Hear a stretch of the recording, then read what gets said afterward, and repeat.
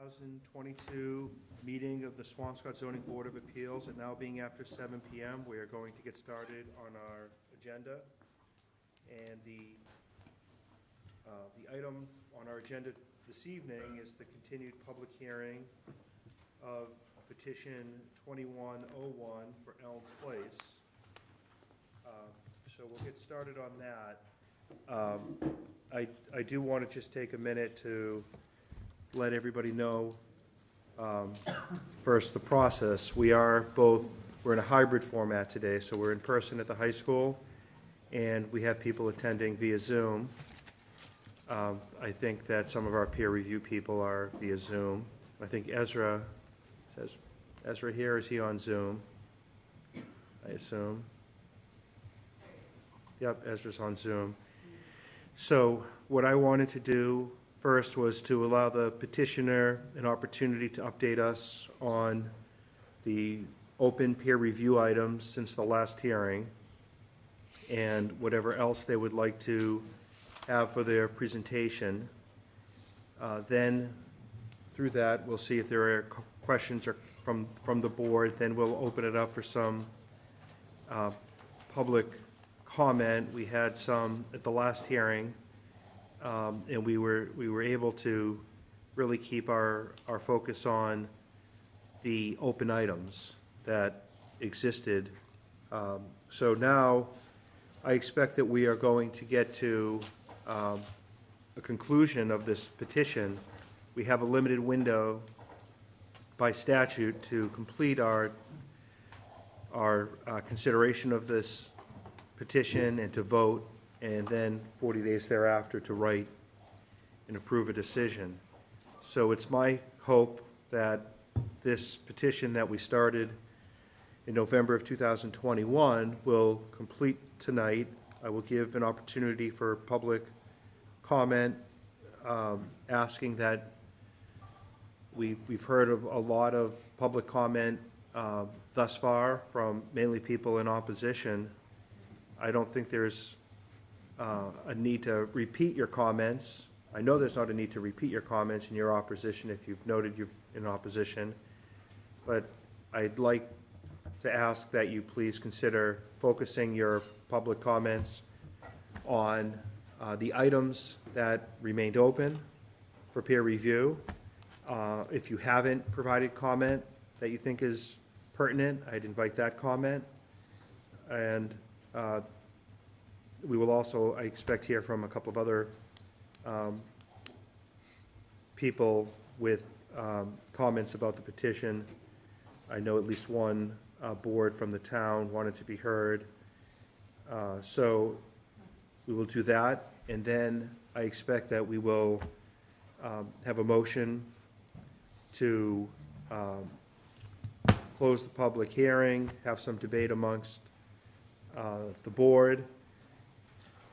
I expect that we'll probably have some type of straw poll after the debate within the board and find out where the board members stand. If there is a majority of the members, because this petition requires a simple majority for approval, not a supermajority of 4 members as most of our petitions do. So if there were a motion for approval, I would expect that there would be a motion for findings of fact and for approval, and also conditions and waivers and review of the proposed decision, and then have a vote on that. Alternatively, if there are 3 members who indicate that they would vote to deny, it would be a similar type of process. There would be a motion for findings of fact to support the denial, and there would not be conditions or waivers because the petition itself would be denied. And then I would look to, normally what we do after we have a vote, either allowing or denying a petition, the board member who has made the motion writes a decision. In this case, what I would like to do is have the decision not done in that process, but rather at our next public hearing, it doesn't need to be a special one for this, it could be our next one that we have, provided there's enough time for the board to put the final decision in place, that it be circulated before the meeting, and then we vote on it, so that it's clear as to the findings of fact that are made. It would be those that are made in the final decision, so as to confirm, in case anything is missed in the vote, so we would have that opportunity there. So I just wanted to ask Ezra if he agreed with that process, that procedure for this evening. Can you all hear me? Yes, good evening. Great, thanks. I think that's a very clear summary of a process, and, you know, I always have to be careful to say I'm not town council. You should always check with them, you know, to make sure it's consistent with whatever they advise, but that sounds perfectly consistent with a sort of a thoughtful 40B decision-making process, and I think the general idea is the first vote is not, you know, binding, because it's really the vote of the decision that will make a decision. But there's no point in putting a whole decision together if you don't have, you know, essentially the will of the board to vote for approval. So I think that makes sense. I think that the vote you would probably be taking today would be, you know, after hearing all this and seeing the modifications made and the conditions that have been proposed, can we imagine approving this? And then, of course, you would still then fine-tune those conditions and review those findings of fact and vote to finalize it. That sounds fine to me as a process. So let me ask do we need to reopen the public hearing for that final vote? Or is that a question for town council? Or I could ask Peter that question here too. He's done it. It would probably be a question for town council, but my understanding would be is you could close, as long as you're done collecting new information, you can close the public hearing, you know, and then continue to debate amongst yourselves about the exact wording of the decision, the exact wording of the conditions. Some town councils recommend keeping the hearing open in case you realize along the way, oh geez, we really do need a little more information to form this condition. You know, let's say you had a condition in there about, you know, upgrading a fire hydrant, and you realize, geez, we're not sure, is there like a specification they were supposed to get from the fire department? In theory, you know, leaving the hearing open would allow you the chance to get that additional spec from the fire department. You know, I think different boards choose different ways. I think it's important, not so much whether or not you decide to close the hearing, but do you sort of say, we're done, you know, considering we're not taking this in a new direction once you kind of finish what you want to do. If you keep the hearing open so you can get small technical information, that's fine. I think a lot of councils assume you can do that as the deliberation anyways, but I guess I would check with the applicant to see which they would prefer, because if they're okay leaving the hearing open, it may be easier for the board. If they would prefer to have it closed, I think we want, you know, remember we're kind of hitting up against the deadlines of when we have to close the hearing. So. Right. We do have a meeting later this month. We could put it on for that date if, you know, one way or the other. I was thinking if there were a positive vote for the petition, one thing that I would like to make sure that gets addressed would be the proposed easement, and perhaps looking to have a further draft of an easement agreement that would be attached as an exhibit. But I guess we can figure it out really after we have our straw vote. I might be premature to be thinking it may go one way or the other. So Ezra, I'm going to get started. I think I was just going to, I think maybe at this time I should say, knowing that we're going to get to the finish line essentially tonight, that I thought maybe, because there might be some people who weren't here when we started this process, when we started it, I gave a brief overview of the law that controls our jurisdiction in this for 40B, and I explained that that law, which was enacted in 1969, overrides municipal zoning authority to promote affordable housing. And Swampscott falls below the 10% threshold of supply of affordable housing, and we're therefore subject to this law and this proposal for a comprehensive permit.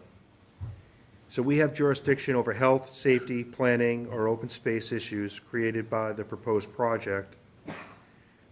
And there needs to be a determination as to whether the local need for affordable housing essentially overrides those particular areas that we have jurisdiction over.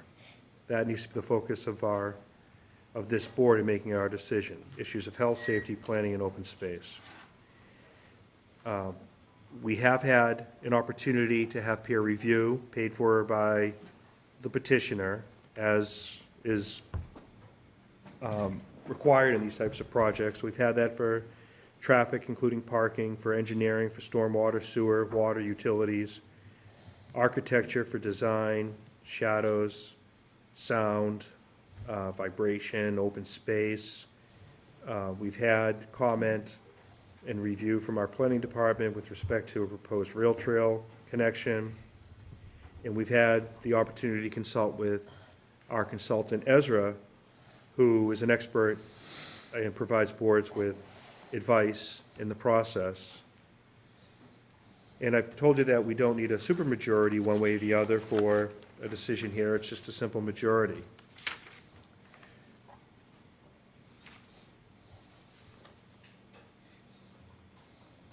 So with that, I'm going to ask Attorney DRUCAS to give us an update on where we are currently since the last hearing, and what else for evidence the petitioner would like to present.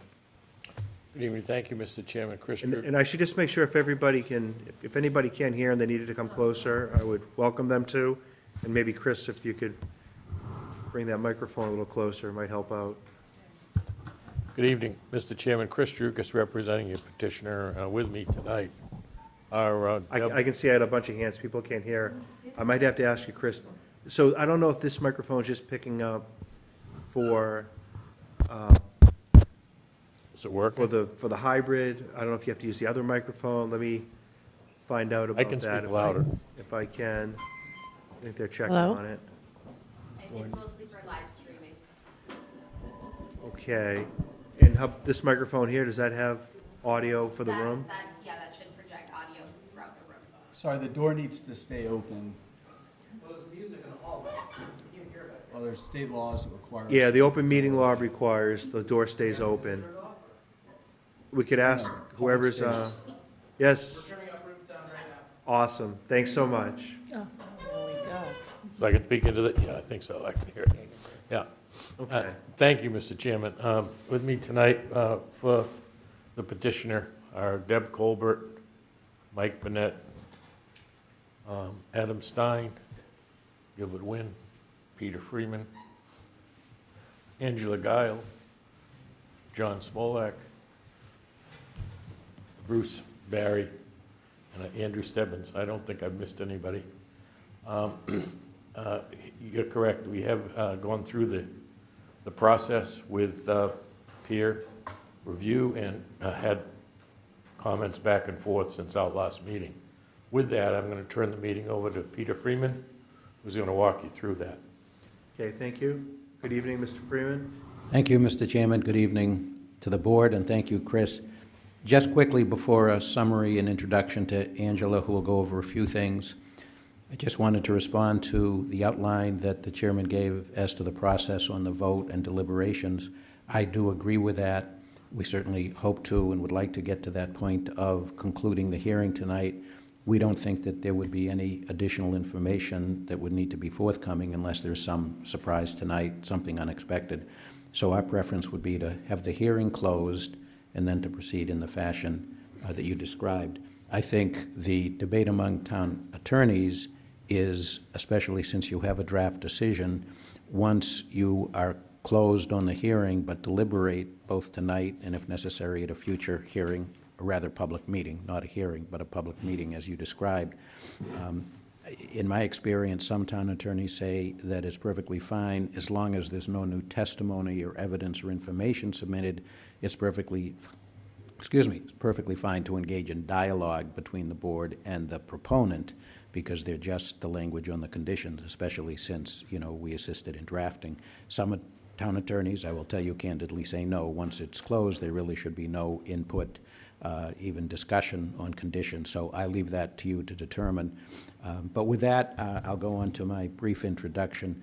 So as the chairman said, we've been here pushing a year, not quite, but actually 18 months my client has been at it when you count the time prior to applying to the zoning board with the community and with informal staff meetings and all of that. So we've been at it for a long time with the back and forth and assistance from the town. We have listened very seriously to all of the public comments and to the peer review comments, naturally to the comments from the board members. We have made changes over the amount of time that we've been here. We think improving the project. I would just note briefly, by the way, that we did submit some additional materials, a few design changes. Angela will go over those. We also submitted a response to the Dan Hill letter. We covered all of the points that were in his letter, and we made responses to those, and which we believe that they're very sufficient and thorough responses. But moving forward to what we hope to do tonight, one of the things that is clear is how important the rail trail is to you. And so what we have done, and as I said, Angela will elaborate briefly on the actual changes, hoping, as the chairman himself expressed, that we will be able to wrap this up and close the hearing tonight.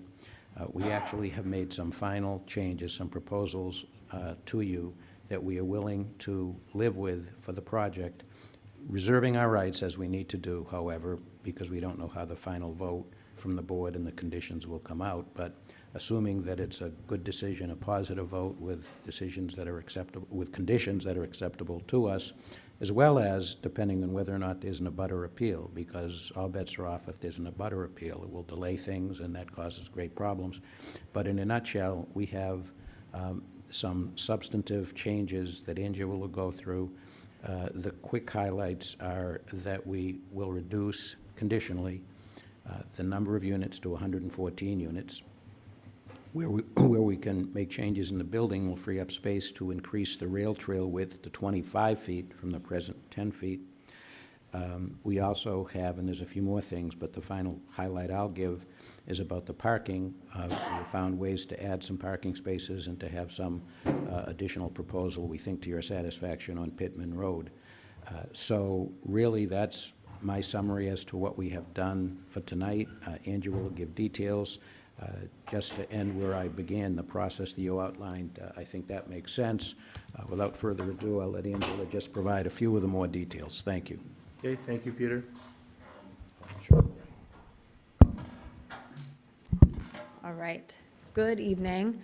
Good evening. Priscilla. Thank you all. So as Peter said, I'll elaborate a little bit on some changes that we think will continue to, improve the existing project and address the ongoing, concerns that we've heard from you all in this process. So I'll go in the same order here. So for the rail trail, right from the beginning, we've always committed to providing a space, an easement for the town for a future connection, whether that be underpass or overpass. And that space has been 10 feet, but as Peter said, we'll increase that to 25 feet, so from property line in. And in order to make that accommodation for open space, that is necessitating a reduction of 6 units, so for a total of 114, with a goal to keep the unit mix as similar as possible to the unit mix that is there today. So reducing things across the board. And the project will also continue to do the additional structural work needed to support an underpass option, which was what we committed to a few meetings ago, which is dropping our foundation footings in the back to accommodate an underpass option if that's what ends up happening in the future.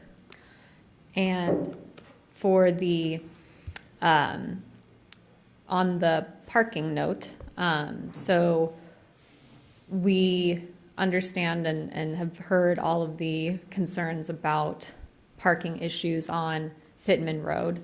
And so what we'd like to propose is maintaining and keeping 5 of the 11 parallel parking spaces along Pittman Road for the project to be included in our parking ratio, and the other 6 remaining spaces for town for public use for neighborhood resident parking. And we think that achieves a nice compromise. There are going to be 5, thoughtfully designed units along Pittman Road with direct entries. So we think keeping 5 parking spaces there makes sense and helps us achieve a desired parking ratio. But 6 units for neighborhood parking we think would be helpful. And in addition to, so I'll go through the numbers here in a moment, but so we're losing some along Pittman. The reduction for the rail trail also will lose 4 parking spaces in the first floor covered parking, in addition to the units. But what we were able to do is negotiate adding additional spaces in what we call the connected lot 27 Elm Place. And we were able to figure out a way there to add 14 parking spaces. And so all in, the grand total of total parking spaces will be 131 parking spaces for 114 units, which is a parking ratio of 1.15. For background, our prior parking ratio had been 1.06. So it's an increase on the parking ratio. And, on the note for units, right, when we started this process, the proposal was 128 units at 0.89 parking ratio. So we do think that we've come, a long way reducing the number of units by 11% and finding a lot of creative ways to increase the parking and do so in such a way, going back to our January ZBA meeting where we proposed a lot of improvements for the parking layout and site access and pedestrian and safety improvements when it comes to Berks and just more sidewalks and crosswalks. So we're pretty happy with all of these changes. And let's see. The last thing that I can go over is, as the chairman brought up at the beginning of the meeting, is just where we're at with all of the peer reviews. And I'll try to be as clear as possible. So the architecture peer review, the Davis Square architects ended up getting in recommendations for conditions that essentially matched his comments from his first review letter. And what we did was we took those recommendations and we made a chart similar like how we did for VM Consulting's chart. And we put down if the recommendations from Davis Square had been met through incorporating them in a site plan or the architecture plans or conditioned in our condition. And the draft conditions does have everything incorporated from the Davis Square recommendations. So those 2 documents, the matrix and the draft conditions, those sync up. In regard to the traffic conditions, those have remained unchanged from February, all of the traffic and transportation demand management conditions. World Tech has reviewed all of those and has no comments or additions. Between the last meeting and this meeting, World Tech did review the easement language for easements for sidewalks and crossings, as that was something they'd called out in their last letter. And then last, for the sewer, water, stormwater reviews between VM Consulting and our engineers. There's been the most back and forth on that since the last meeting and this meeting. And the final, what we call the answer matrix, does also sync up with the draft conditions. And essentially, you'll see in that final matrix that VM Consulting does agree to the fact that there is capacity for sewer and agrees with the overall design of the storm tech system. And they've conditioned both of those things, as well as some water-related conditions. So those are all in our draft conditions. And that is where we're at. So just to summarize all of that, all the peer reviewers have reviewed all the conditions that are in our draft decision for you all. So there should be no outstanding items there. And I think that covers it for now. Peter, do you want to? Yes, I do think that covers it. Just one thing that I neglected to note related to the changes that we both just described. I submitted a draft decision, which is the same as what we had submitted before, but updated with revisions to the conditions related to these items that we have now agreed to conditionally. So I submitted to the chair at the start of the hearing before the hearing opened. So just so everybody knows that I submitted that tonight. Thank you. Thank you. So I did have a couple of questions. I just wanted to make sure the affordable unit percentage, that's going to be 42% of the units, even with the reduction in number of units. So 42% of them will meet the criteria for affordable. Is that correct? Yes, so the reduction in units should maintain the same percentage. Yes. So none of the units that are going are the affordable? No. Thank you. It's The percent, well, sorry, They'll yes, so still the percent. 42%. So if it were, say, or it was 100 units, we'd have 42 would be considered affordable, so a little bit more than that, based on the other 14. There's a reduction of 2 affordable units. Okay. Just because I was a little confused on the proposed, in the proposed decision about the language of the number of affordable, so that's why I just wanted to make sure that it was clear that 42% would be, are going to meet that definition. Okay. So first, before we get started, is anyone on the board that has any questions for the petitioner? I have a question. You had mentioned the, adding the 14 parking spaces at 27 Elm. Is that a recordable instrument? Is it a lease? What exactly, what's the nature of that? We agree that it has to be recordable. It would be either a ground lease or an easement. I'm not sure it's a big distinction, but, certainly it would be one or the other. What's 27 Elm Street now? Sorry, I was trying to look it up on my phone, but it's not. That's on the other side of the, do you want to describe where the parking, the additional spaces are? Yep, so that's what we call the connected lot on all our plans. So if you're looking at our plans, the lot past Burke's all the way to the right. Okay. That whole parcel, yep. Okay. Any other questions, Brad, or anyone else right now? No. Get a further opportunity for questions? Maybe just with respect to the rail trail option there, is it still viable to go under the rail? Is that how realistic is that? Is my understanding is the MBTA says they don't want to go under. No, there's been a couple different communications with the T. Yeah, I'm a little unclear on that. Yeah, so maybe we could ask the petitioner, I have an understanding, but I should make sure the petitioner's understanding is the same. Yeah, it's a great question. So, Gilbert WINN. So, the short answer is, I don't think anyone can predict what the final decision will be. But the preliminary indication was that an underground pass would be easier because of future electrification of the line, that they want to avoid overpasses that might mess with the electrification.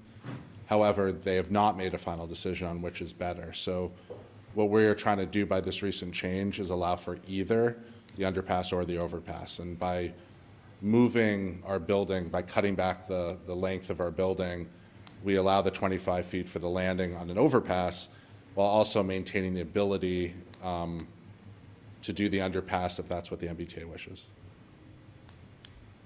Okay. Yeah, I did understand that going under seemed much easier, but the going over seemed to be just not feasible from what I've heard. So I'm just concerned about the situation if the T says, well, you have to go over. You know, I think then, what then? I think the understanding is that 25 feet will allow for the switchbacks to go over. Right. Whereas the 10 feet would not have There was allowed gonna for be a that. lot of switchbacks, and it was gonna be very expensive, and it was gonna take a lot of land. Yeah, the over is a tough. but The over is gonna be tough no matter what, but the plan that they have at Town Hall has the switchbacks within the 25 feet. Right. That's the understanding. We wanted that, we didn't wish to have something we did preclude either option. So that's why this is really going to be up to the town and the MBTA in the future. Okay, thanks. Right, there was, if you remember, there was a memo back in April or communication, I think Gilbert had it with the MBTA, and they were talking about the ability, because first we were hearing under wasn't going to work, and then there was some communication where a person at the MBTA said that, subject to their jurisdiction in engineering, but it looked like that was something that they would consider and prefer. So Can I ask a couple more? we have the ability for it to land either way, but it's up to the town to coordinate it from there. Anybody else with any questions now? Just a couple more real quick ones. So no garage door, is that the final analysis?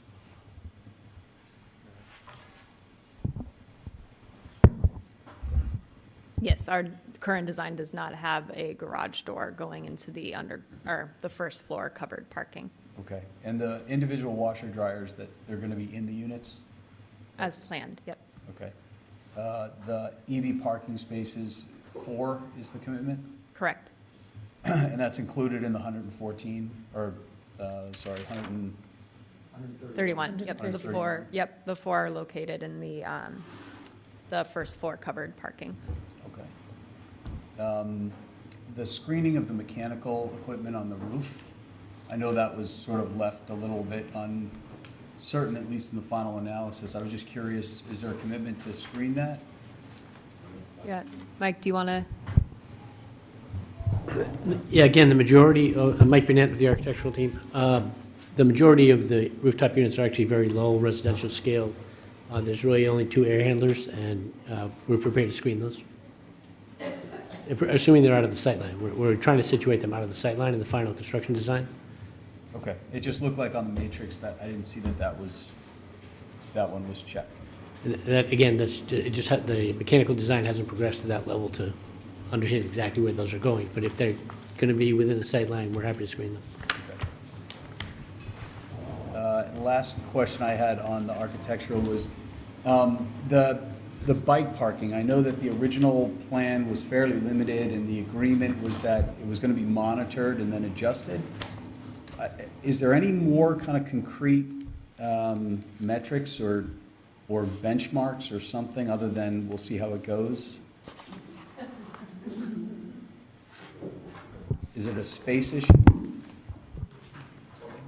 Yeah, so the change that was incorporated from Davis Square's review was, I believe the first iterations had only bicycle parking on the exterior, which is still there. With comments, we created a space inside for bicycle storage and also one of those bicycle repair stations. And I think it is, priorities and what's going to be the best use. I think if at the end of the day, project is built and we have the bike parking for, I think it's upwards of probably around 30 with indoor and outdoor, but 60 residents have bicycle parking. I mean, at any property, we'd find a solution. Like, okay, clearly lots of people are using bicycles, we'll find a solution.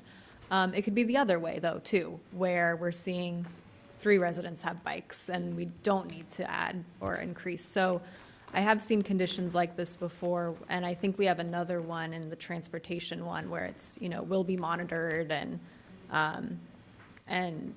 so I guess my answer is I think we're comfortable with that. We would be monitoring it regardless of if it was a condition, because we don't want bikes in the hallways. We don't want bikes just locked up to street poles. We would be finding a solution. So, again, the question was right now, how many? So right now, Mike, I don't know if you can pull up plans. Give me one sec.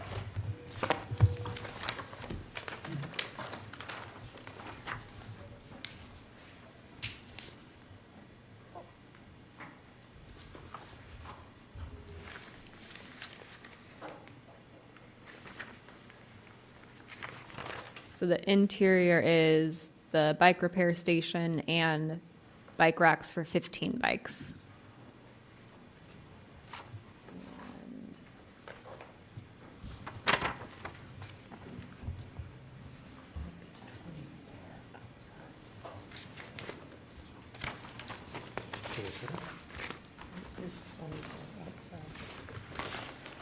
I believe there's another 24 outside? 24 outside? Yes. And with this opportunity, with the additional 25-foot setback from the building, there's a little bit more land to be able to do that, again, pending what the rail trail solution ends up being. So 39, and I mean, just given that it's a transit-oriented project, and there's so many one-bedrooms and studios, I think that is a important consideration. All right, I'm good on the questions. Okay. Anyone else, or can I look to take some public comment? So first, I promised to Kim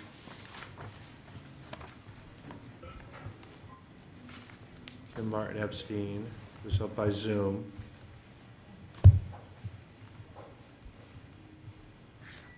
I'm here. Can you? Hi, Mike? good evening. Hello.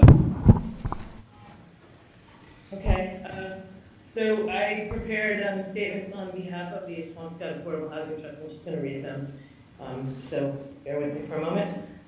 So I'm on behalf of the Swampscott Affordable Housing Trust. I'm appearing today to provide an official comment on the ELM PL project prior to the ZBA's final decision on the comprehensive permit. The Affordable Housing Trust comments today are limited to the aspects of the project that directly relate to the creation of affordable housing units and the likelihood that this project would receive substantial federal, state, and local subsidy to aid in the development of the affordable units.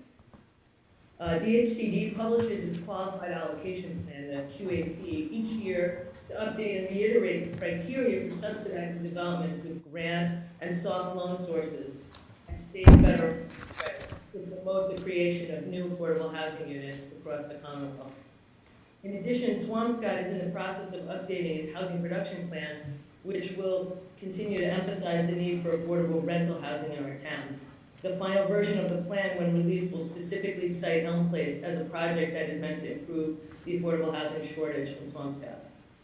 According to the 2022-23 QAP, the department encourages developers to structure projects that emphasize certain characteristics. I'm enumerating the ones here that already do or could apply to Elm Place. Some of them by definition won't apply, and encourage the ZBA and WINN to focus on these criteria when finalizing the plans and conditions for this project. Projects that create new affordable housing units, in particular units suitable for families in locations with job growth potential and locations that constitute areas of opportunity. And we all acknowledge that Swampscott is seen as a community of opportunity with a good school system and safe neighborhoods. Swampscott is also convenient to Boston for the purpose of employment, social, and cultural opportunities.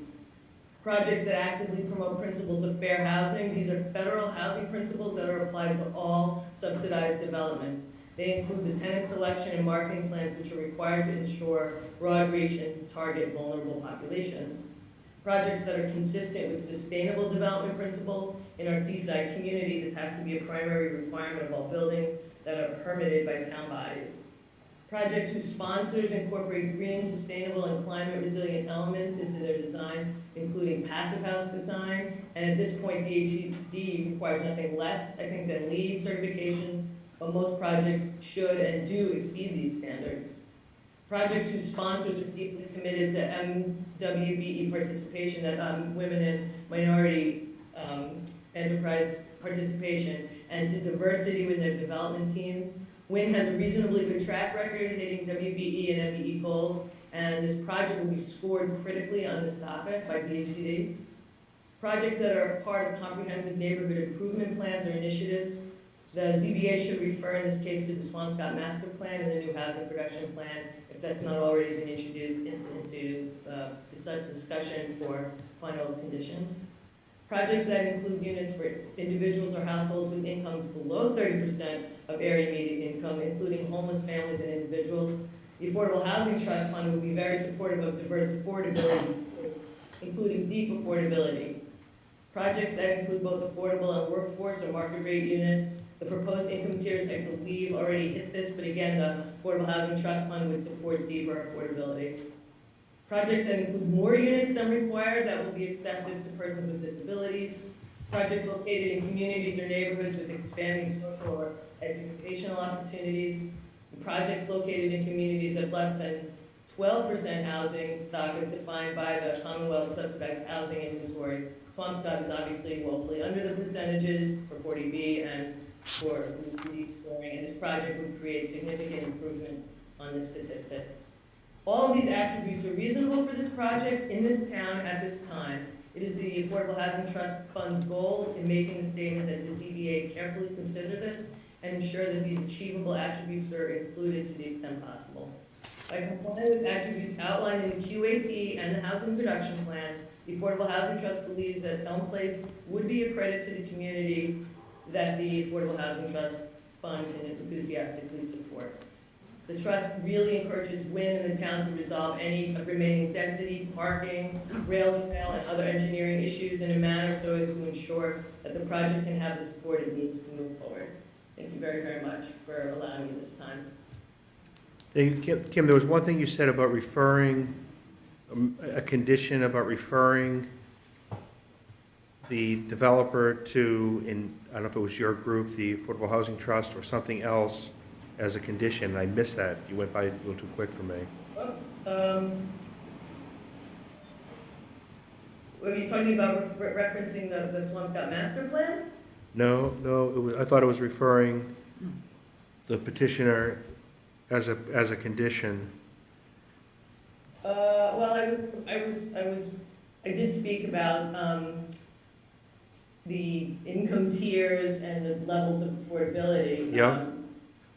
I think, from the Affordable Housing Trust perspective, again, we're really focused on the affordable units. So to the extent that a project with already diverse income tiers could maximize the deep affordability, I think we all understand that there's a pretty wide range, including market units. So in my experience, the ability to dig deep to affordability is easily offset by higher income tiers. So from the trust perspective, we would really encourage the deepest affordability possible. I know that that's not usually the purview in a comprehensive permit, and would be more in line with what kind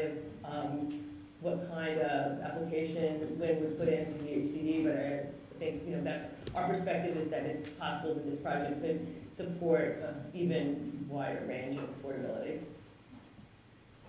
Okay, all right, well, thank you very much. You're welcome. Thank you.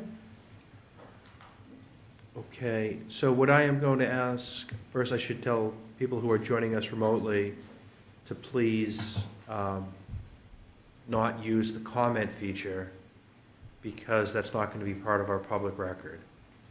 And we need to make a record of the proceedings, so it's not constructive, and the reason we have the remote participation is because of people's inability to get here, and we want to afford that, but we also don't want that being used as a tool to try and interfere with the process.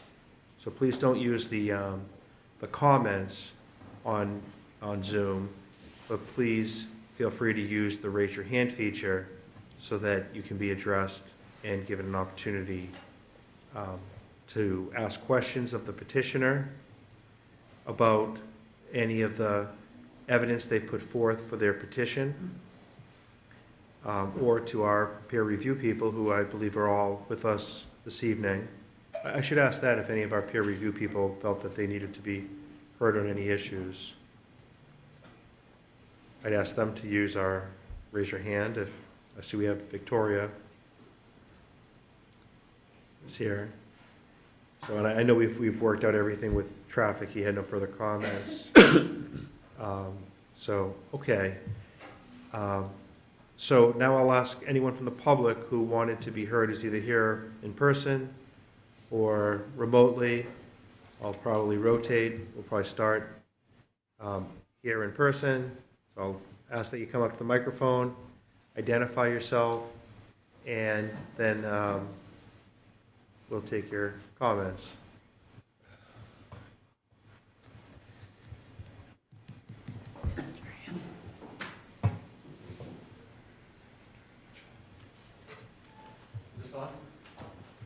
I'm not sure. Is that one on?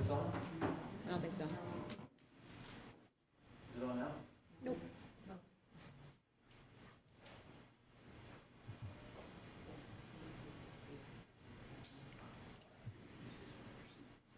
Thanks. Test, test. That's good. Thank you. My name is Dan Hill. I'm an attorney representing neighbors and abutters to the proposed project. I was here at the last meeting and I raised some outstanding issues. From my count, we had outstanding issues with respect to sewer capacity. There was a drainage plan that was filed in April where the bottom of the drainage chamber was actually at a lower elevation than seasonal high groundwater. The fire protection plan did not meet the fire protection code. Your architect raised an issue about train noise. I raised an issue about conditions. You can't impose conditions that require further approvals or reviews. So these are the outstanding issues that I had on my list. And this morning, I discovered about 10 documents that were uploaded onto the SharePoint drive. I can't really tell when they were uploaded, but we did not see them until this morning. It looks like they were filed by the applicant perhaps on Thursday. I thought, Mr. Chairman, you would actually ask for a week notice with new filings. I would respectfully ask the board not close the hearing tonight. We have not had an opportunity to do a deep dive on this. There appears to have been a lot of back and forth with peer review engineers. We were never privy to that information. I don't know if the board was. So, from our perspective, you still have plenty of time. The deadline to close the hearing is on June 12th, I believe. So we would appreciate an opportunity to be able to review the plans that were filed. And I do note that even tonight, you heard from the applicant about even more changes to the plans that aren't even shown in the current plan set. So I don't see how the board can close the hearing without even having those reviewed. One of the big omissions that I can tell is that I don't see any memo or letter from your own peer review engineers basically signing off on the project the way the applicant just described. The applicant has made it sound as if your peer review engineer has accepted the design changes, and these changes include the stormwater system that was apparently revised in the last few weeks. I see a matrix, and I see typing in the matrix, but that's not That's not Eileen's work product. That's not Victoria's work product. The board should have a memo or a letter from your own engineers saying, these were the outstanding issues on our list, and we're satisfied with the applicant's responses, or if not, identify what outstanding concerns there are. Now, I would note that even in the matrix, there do seem to be some outstanding concerns as characterized by the applicant. Several of them are, suggesting that there could be a post-permit condition, confirming certain things.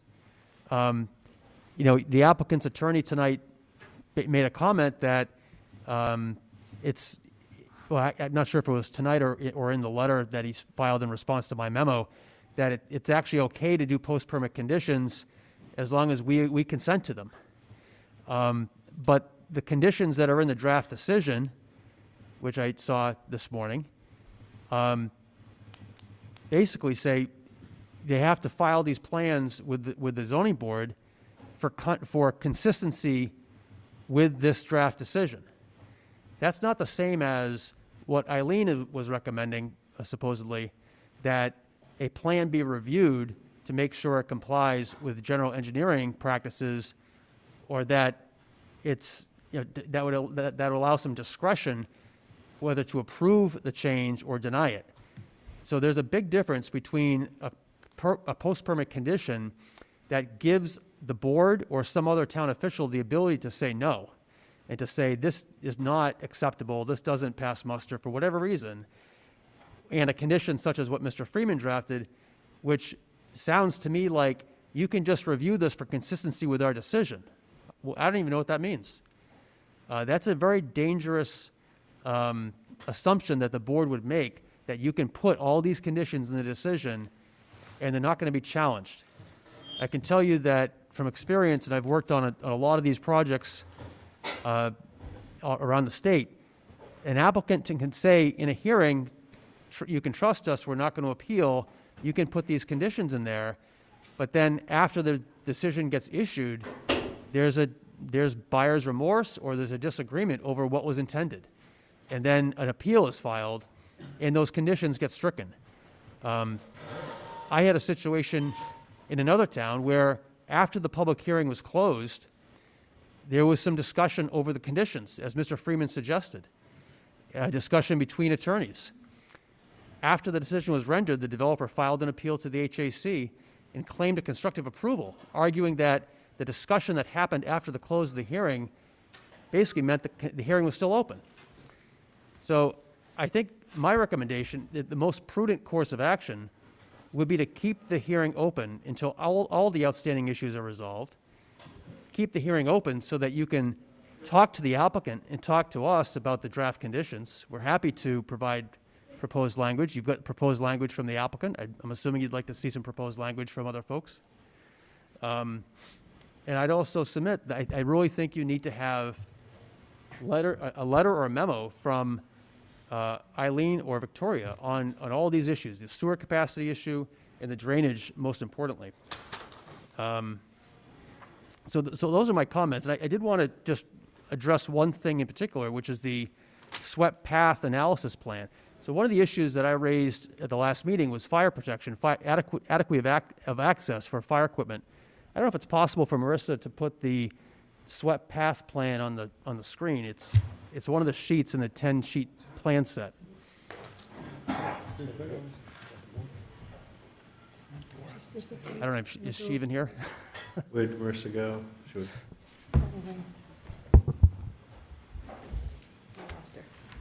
I'm not sure where she, so I don't think we can get that one Okay. up right now. Well, we can come back to it, but the swept path plan was intended to show that your largest fire truck can maneuver around the parking area without crossing into buildings or crossing into parking spaces. Basically means that it's a swept path. It's an unobstructed path that the fire engine can turn around. So what the applicant showed you was a plan that shows a ladder truck taking a turn into the parking lot and then going out through the parking area that's reserved for the tumbling academy. But the plan this is a computer simulation model, right? And so the plan is based upon the dimensions of a fire truck that's put into the model.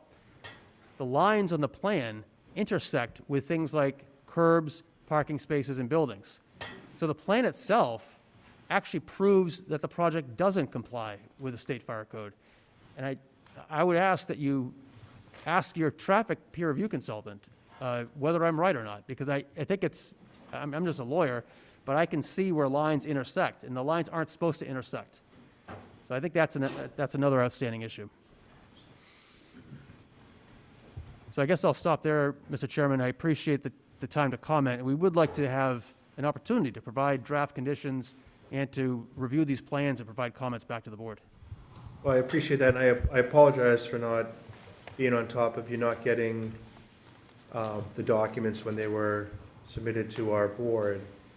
I didn't realize that you hadn't. I would have liked to have been shared with you, knowing that you were representing the neighbors. So if I had caught it, I would have looked to have made sure the petitioner, or peer review, anyone had you on the list. Give me 1 second, Peter. So I think that our board, we do have Victoria here, and perhaps at least, I don't know that her answers would be enough to satisfy our board about the need for any written memo or not, but I at least think it might be timely to ask her about those two major issues that you brought up about the sewer capacity and the drainage plan from April, lower than the seasonal groundwater. So, Marissa, can Victoria, does she have? Yep, she's on right now. Okay, great. Hi, Victoria. Yeah, hi, good evening, everyone. So I'll start by saying, I guess we didn't know the best way to provide our formal response. To us, that decision matrix is our formal response. And actually my colleague Eileen Cahill is in the audience there with you guys, and she did the bulk of the engineering analysis. But to give a quick overview, and Eileen can chime in, I think, is on the sewer capacity. When we had done our calculation initially, we didn't have flow data from flow meters. So we did it the way you would design a sewer, by estimating flow from the number of homes that fed that sewer diameter, sewer slope. And so that's where we came up with our first capacity. So once Hancock performed the flow metering and we got some more details on the inverts of the sewer along the way, we redid our calculations. And all this is in our matrix table and attachments. All Eileen's calculations are there. It was determined finally after many back and forth about the inverts that there is capacity. So that's why our tune changed from then to now, is because we have better data and parameters to do those calculations. And as far as the stormwater design, it's a brand new design, to reflect the change in the seasonal high groundwater that the attorney talked about. So we did do a thorough review on that redesign, which Eileen did also. And if there's specific questions on that, we can certainly respond to them. Okay, all right. Any questions anyone on the board has for Victoria?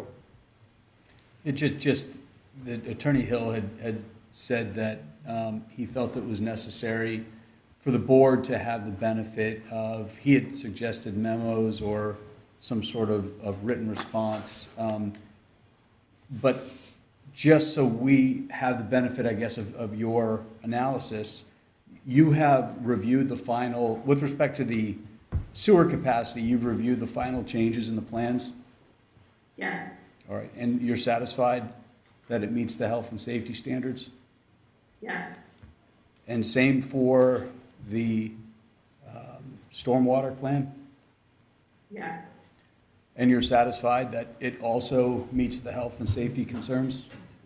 Yes. Okay, thank you. All right, thanks. Okay.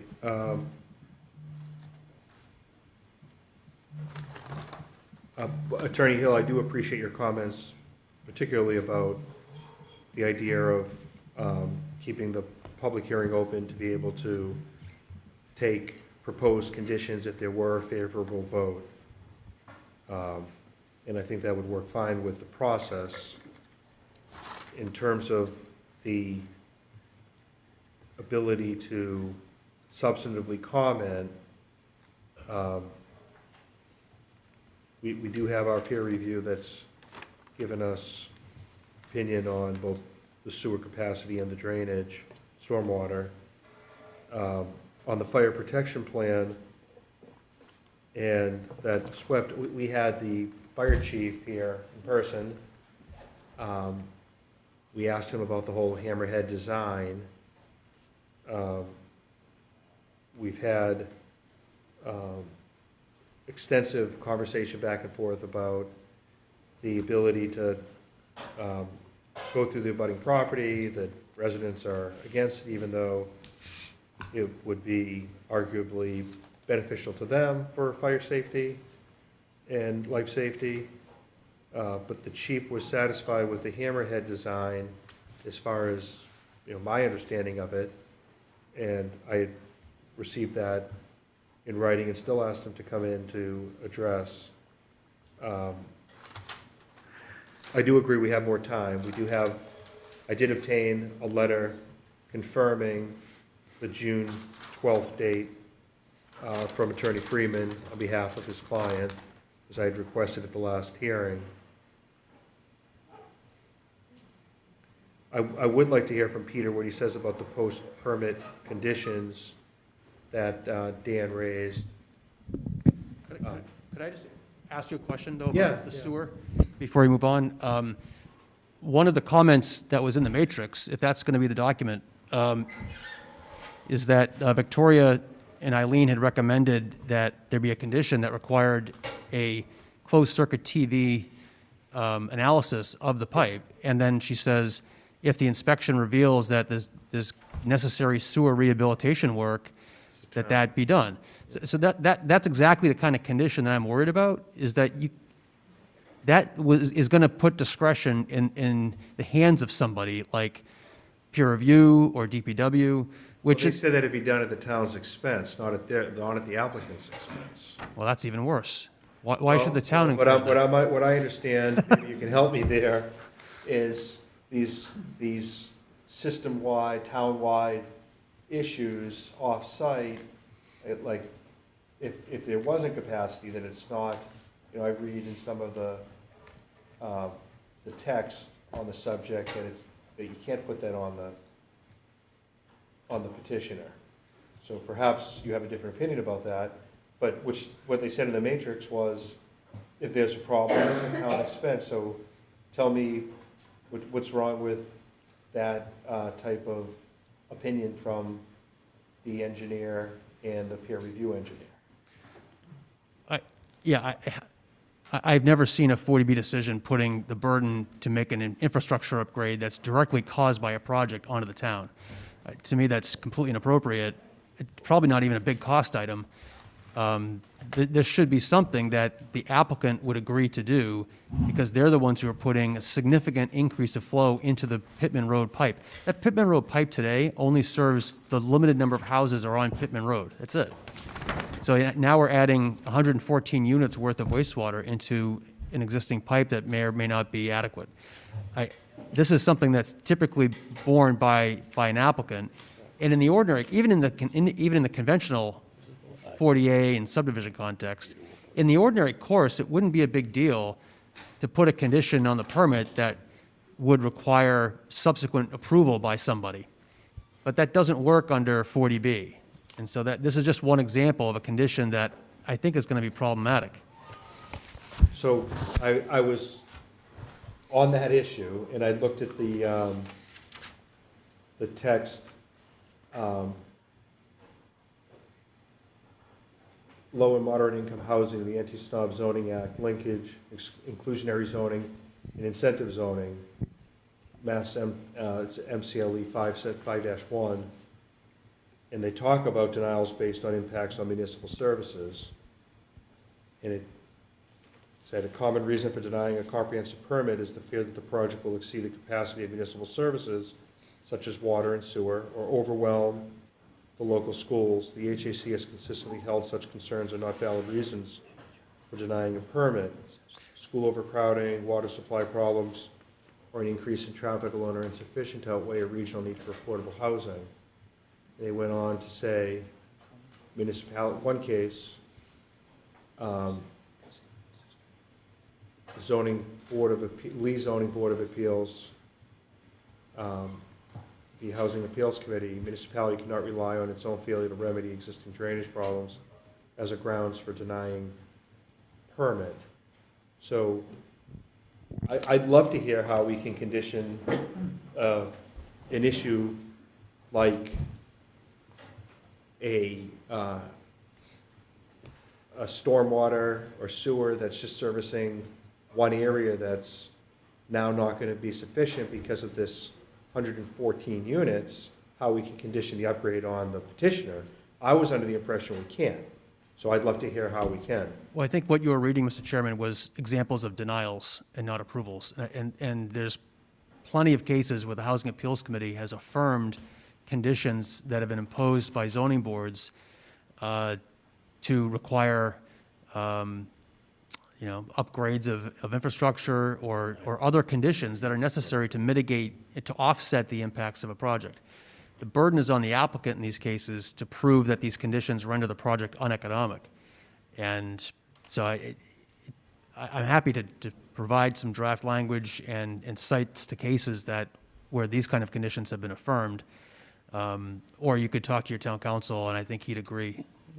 Well, right, I mean, when I read that, it sounds like you can't, but that makes sense to me. I'd like to hear what Peter has to say about that, if he agrees or if he disagrees, because I was under the impression that it was difficult to require that through a condition, but maybe I'm wrong about that. So Peter, would you agree or disagree about that?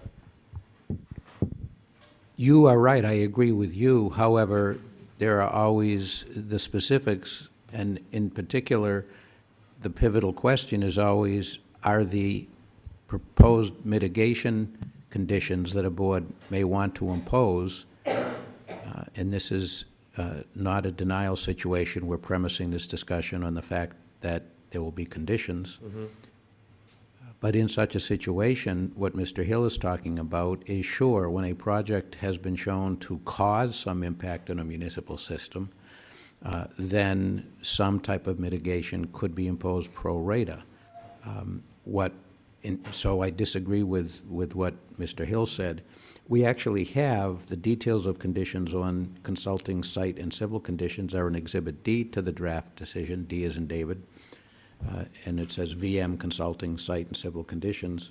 And on the sewer design comment, we actually have comment 1B, which is referring to the VM letters. The third point, which we have not objected to, it's limited, and perhaps we should be more specific. It says if the Director of Public Works determines from this CCTV review that there is groundwater infiltration, then the applicant with the Department of Public Works assistance shall perform a limited amount of sewer rehabilitation, i.e. slip lining or similar process of the portion of sewer which is affected by groundwater infiltration. And my understanding is that that might be 300 feet of an 8-inch sleeve, and perhaps we were remiss in not specifying that. So if we're willing to live with that. Where is that condition? It's in Exhibit D. So I'm at D. Sewer, the comment 1B, the first sewer design comment condition. Comment 1B, and there are 3 items, and I read from item number 3. Oh, just looking at the prior draft. If you search for the CCTV, you'll find it. Yep.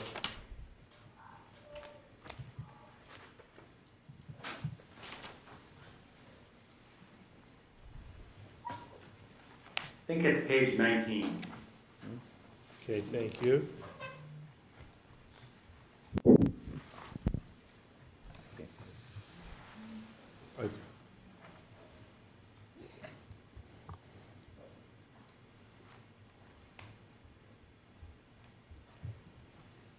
Not on my 19. Almost there. 19 of the PDF, Yeah. so it's There. Oh, okay, Exhibit D. I'm looking at the Condition D. There we go, okay. Okay. If I may, while you're looking, Angela just told me what I refer to as the 300 feet. Is the reason it's not in there, and we would suggest that it be added, is that the actual results of the CCTV video came in this morning, and I believe shared with the town, with Gino. So these conditions had been back earlier, as I said, and we were willing to, live with that. Now we know the specifics, so, it's kind of a moot point. The general principle that the chairman stated is certainly true. You can't just require, under 40B, an applicant to repair existing town conditions that are not impacted by the project. In this case, it's as we've always tried to do. It's trying to accommodate the town and help out here, because that's the spirit in which WINN has conducted itself and always has and always will. So if I may also just respond to the other items that Mr. Hill mentioned. The conditions where he talked about final approval, further, as he calls it, conditions subsequent for review of plans for conformity to make sure that they're consistent or in conformity with the terms of this decision. That is absolutely an extremely typical condition that applicants, at least my clients, and I've only done about 150 of these, agrees to, and what it's meant to say is there is no discretion. It's not leaving something wide open, and it's not the kind of condition subsequent that Mr. Hill elaborated on in his letter at the last hearing that the HAC has found objectionable. In fact, it's completely different. It just says that you want your peer review and administratively you folks to approve the final, more detailed plans, because before you get a building permit, the construction level plans, both on civil engineering and on construction, the building plans, they're way more detailed. So that condition is just another safety check, if you will, that doesn't create open-ended discretion. That's why the term for consistency, review for consistency with the terms of the decision is used, and those conditions are not objectionable at all. And now that we have heard quite definitively from Victoria, there's no open-endedness. The information and plans and data submitted already show that we satisfy the two important aspects of sewer and the stormwater design. So there's really no open-endedness. So I don't really see the legitimacy to Mr. Hill's objection. I would also say, in terms of his urging that the hearing not be closed, again, the information that is now before you shows that we have adequately supplied all the information. And to his point about he'd like a chance to draft his own conditions, well, if I may say respectfully, this draft decision, including conditions, has been public record for approximately 2 months. It was also discussed, not in detail, but it was mentioned by me at the last hearing.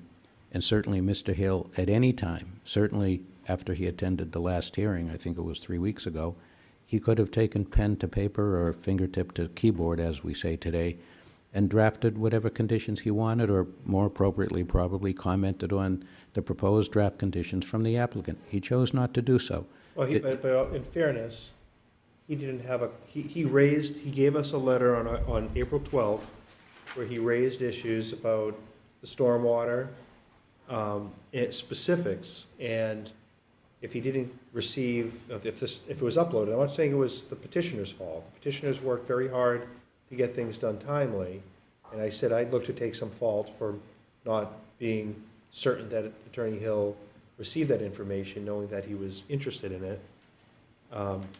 So I don't know that I could put it on Attorney Hill that he should comment on items that he's raised but could not have possibly reviewed until the matrix was uploaded to the website. So But I thi- don't- I- but I'm what- not- what I think might be a reasonable approach here is, from hearing this and understanding now about the way 40B treats the conditions for the off-site stuff, when I was reading it as though it were a denial, and if it were an approval, so perhaps as part of this process, we have the straw poll after we conclude our public comment, and then if it is an affirmative vote, we leave the public hearing open, we get all these conditions, we make sure we're gonna get agreement from the applicant, if it's the positive vote on the decision on these conditions, and then we, at the next meeting, have that final vote. But you have an idea, if it's a no vote, if there are 3 no votes on this board, then I'd suggest it'll be a different process, that there would be findings of fact that need to be made based on the evidence to this date, and we would have the decision voted on at that time, but an opportunity for whoever's making that motion to put those findings of fact together, and then have our final vote before that June 12th date. So I think that's how I'd like to do it. I'm not sure if the board agrees with me that we don't have a final vote just subject to the final decision, but we just have a straw poll, and the final decision in motion would be made at the next meeting. But for all intents and purposes, so Attorney Hill, I would suggest you're gonna know at the end of this, tonight, which way this board's going, and if it's a no vote, you might want to submit before the next meeting, proposed findings of fact. I don't know that, I'd say proposed findings of fact on the evidence that we've received, the public hearing is still open. If it's a yes vote, and you're looking to put in revisions to the conditions, I would say the appropriate spot to do it would be to do right in Peter's proposed decision, the updated decision, to submit a red line on those conditions or additional conditions. Can I ask a question? We just, before we get too far from some of the points that Attorney Hill raised, I just didn't know if Victoria heard them and had any just response. I would just like to hear substantively, he raised, or Eileen, I guess, that he raised an issue about this stretch of sewer, which services apparently just this one street, and that it's now going to be another 114. Yeah, I think she's okay with it, but yeah, Victoria's still here. And you said something about the TV I think she results are commented in? on- You said that you have? Yes. Okay, so what, I sort of missed what you Yeah. said, that Yeah, it, yeah, absolutely. or if either of our peer review had to have a chance to look at those. So we got the results this morning. That was getting a good company out there that can actually produce something usable is very challenging. So they got out last week, and we got the results this morning, and we shared those with Gino today to review, and that's what's recommending the 300 feet, of slip lining.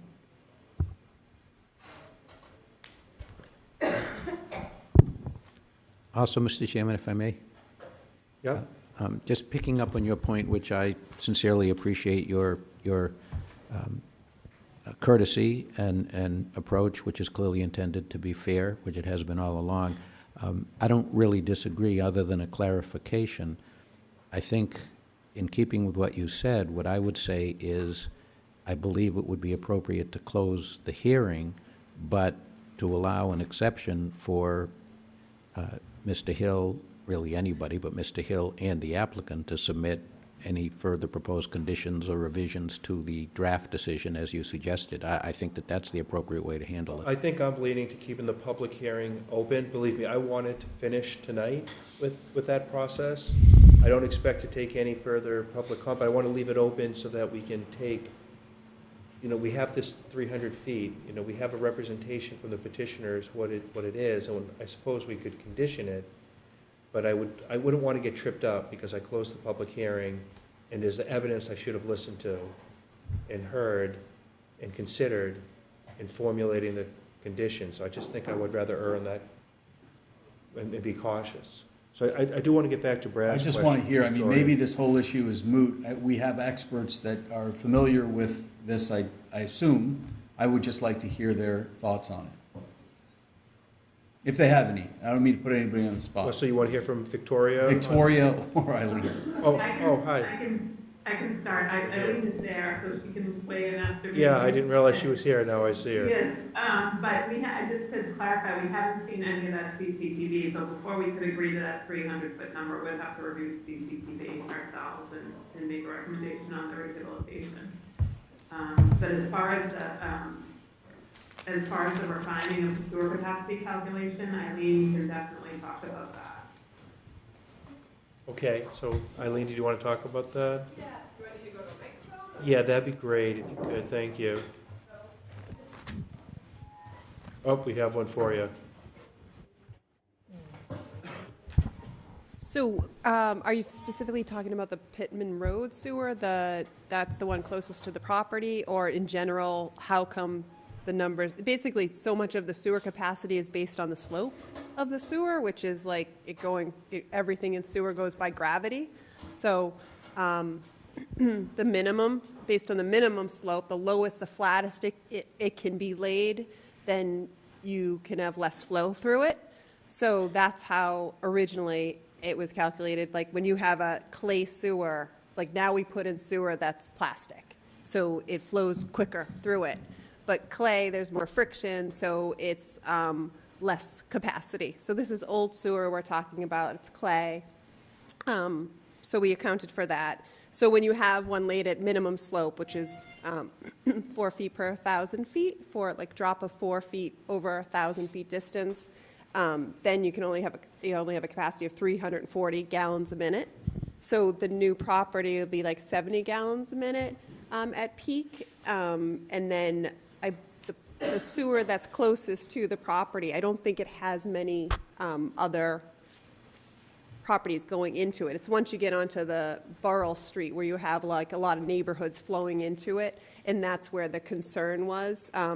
But based on the slope, it has a capacity of like 650 gallons a minute. And so that's where we say, okay, we agree, even with the our engineering design calculations, say if you're putting in a new sewer, you assign 110 gallons per day per bedroom per number of bedrooms, and that's how you come up with like an engineering flow. And that was higher than what was measured. But even with that, it was still, I would be concerned if the engineering number were up against the calculated flow number, but it's still higher. The capacity in the sewer is still higher. So, because when it was measured, it was also interesting, like the depth of the flow, looking at that was interesting. And it was just over 50% in the 12-inch sewer at max flow. So it's, it's certainly, it has some capacity. So it does have the capacity for the 70 gallons a minute, just not an empty sewer for sure. So the existing, this 300 or so feet, the idea to have to reline it or whatever. Yeah, I'm not sure where that is located, where the CCTV, like where they're recommending the 300 feet of slip lining. It's the Burrell Street sewer between Doherty Circle and Railroad Ave. Is that right? Yes. Portion, yeah. All right, so it does seem like this is an issue that we should allow our peer reviewers some time to. And can I clarify something? Sorry. Yes. Yeah, sorry. The conditions, just to clarify, so as I mentioned, scheduling this work had been really hard, and we did not know when we would get the results if it would have been today or next week. So the way that the condition is drafted, saying the Public Works Director shall review it once it's done and will work with the Director of Public Works, was assuming tonight would get to an end result, then we'd get the footage, and theoretically there would be no more peer reviewers and it would just be the town. When we did get it this morning, that's why we shared it with Gino quickly, but I think that's just where all this has come from. We weren't expecting to get it in time, if that makes sense. It does. Okay, I do want to hear from Ezra. He's had his hand raised. Sure. And it's probably about process, which I definitely am interested in. Sure. Thanks so much. It was about process. I guess about two things. One is the question of whether to close the public hearing, and the second is this question of what Attorney Hill is calling post-permit conditions. In terms of closing the public hearing, I think the chair has stated it pretty clearly, a desire for how he would like to run the meeting, and I think that makes sense. If you're concerned that, there hasn't been every single opportunity for additional input, especially on these latest documents, I think that then you should keep it open.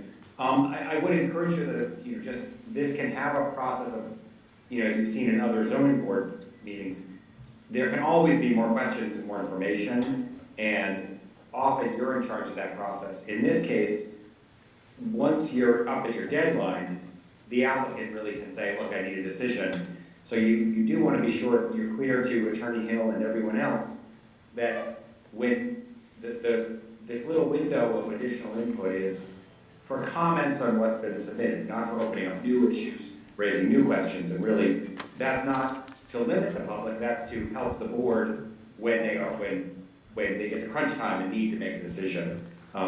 You want to feel confident that you've heard everything you can and you're ready to move.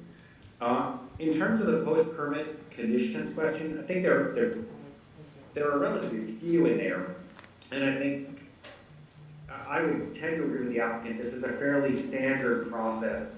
This is how reasonable people solve problems when they don't have all the information at their fingertips. I do agree with Attorney Hill that you could imagine very complicated and very problematic post-permit conditions. I'm not a lawyer, so I'm not going to say which ones are problematic and which ones aren't.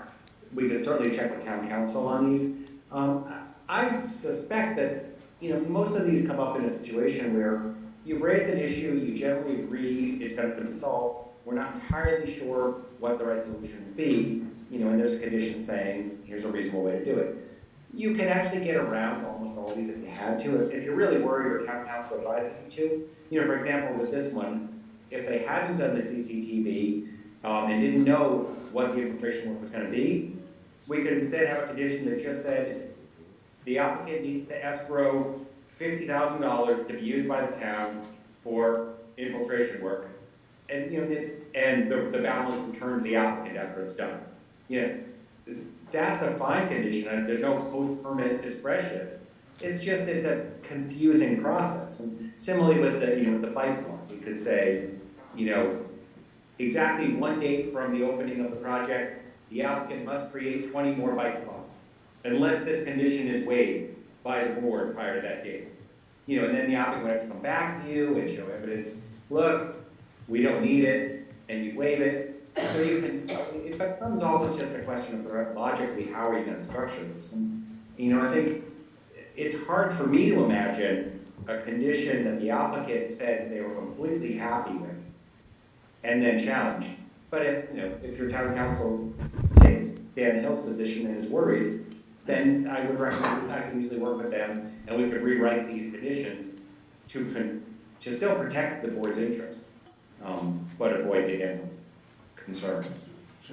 Hang on one second. So Ezra, so you think it's appropriate if I were to look for town council, after we have our straw poll, if it were an affirmative vote or a negative vote, having town council take a look at our decision at this point before we close our public hearing and have the final vote on it and get comments from town council on that? I would say, if you are leaning towards denial, you would absolutely better consult town council to get them, you need a solid, airtight decision there. But I think the same goes true for an approval. Town council will certainly help to make sure they feel that all the findings in there that you need, that this will stand up, and they'll be concerned that the conditions are well written. A lot of these are fairly standard, but it never hurts to have them included. And most of them are fairly technical things you've gotten from the peer reviewers. I think the town council is the expert in the law. The peer reviewers are the expert in actually understanding the engineering or the architecture or the traffic. So we start with that. Most of them are fairly standard sort of things though. So yeah, that I think is a reasonable process. Okay, so I'm gonna ask it first, before I get to you, Dan, Gilbert was asking to make a point. Did you still want to address something? Sure, I understand what Ezra said, and I would ask the board, if there were something we could say, for instance, the idea of an escrow, Mr. Chairman, for $50,000 to resolve this issue. If that were to allow the board to take a vote tonight, that would be something that we'd be willing to offer. Well, I don't think it's that type of issue. I don't think we're there yet. I think we're going to have a straw poll where everybody stands, which I think people, at this point, after all this time on this project, and all the documents, all the peer review, all the arguments, all the neighbor concerns, I think everybody on this board probably has an idea where they're going to be. So I think that if we have a straw poll and have an idea about that, then I think that'll give us a good direction of where it's going to wind up. I don't know that the problems are with a great deal of the conditions, but I think that if it were an affirmative decision, that some of these conditions, I would love to have Attorney Hill's comments on the conditions. And I understand the decision's been out there with proposed conditions for a while, but he had specific questions, and those seem to be the specific areas where we clearly have jurisdiction on these public health, safety, welfare types of issues. So I think it would be beneficial to everyone, and then also to have town council taking a good hard look at the decision and giving us comments. So I'm going to go back to Attorney Hill. Thanks. Just on this closed-circuit TV question, since we have our peer reviewers here, if I could ask a question through the chair, my understanding of when you do these sewer capacity analysis is that a big factor is the infiltration that gets into the sewer pipes. And there was a comment that the metering that was done during a period where there wasn't a significant rain event. And I thought that the purpose of the closed-circuit TV was to capture the flows perhaps during a rain event. And I don't know if that was addressed in this. Can we ask, was the closed-circuit TV monitoring, did that occur during a time when there was a storm, so we could actually see on the videos how high the water rise within these pipes? Or perhaps the question should be to the engineers, is that the right question to ask? Is that a relevant issue? I agree we have everybody here, so why don't I ask first from the petitioner's expert and see if our peer reviewer has any comments. So Deb Colbert from Hancock Associates. Thanks, Deb. Welcome. The CCT inspection is to look to see what the condition is of the pipes today. And is there a chance that groundwater or rainwater is getting into them? And if that's the case, where there are old sewers in the town, we've spoken with Gino, they have an ongoing program to slip line these old pipes.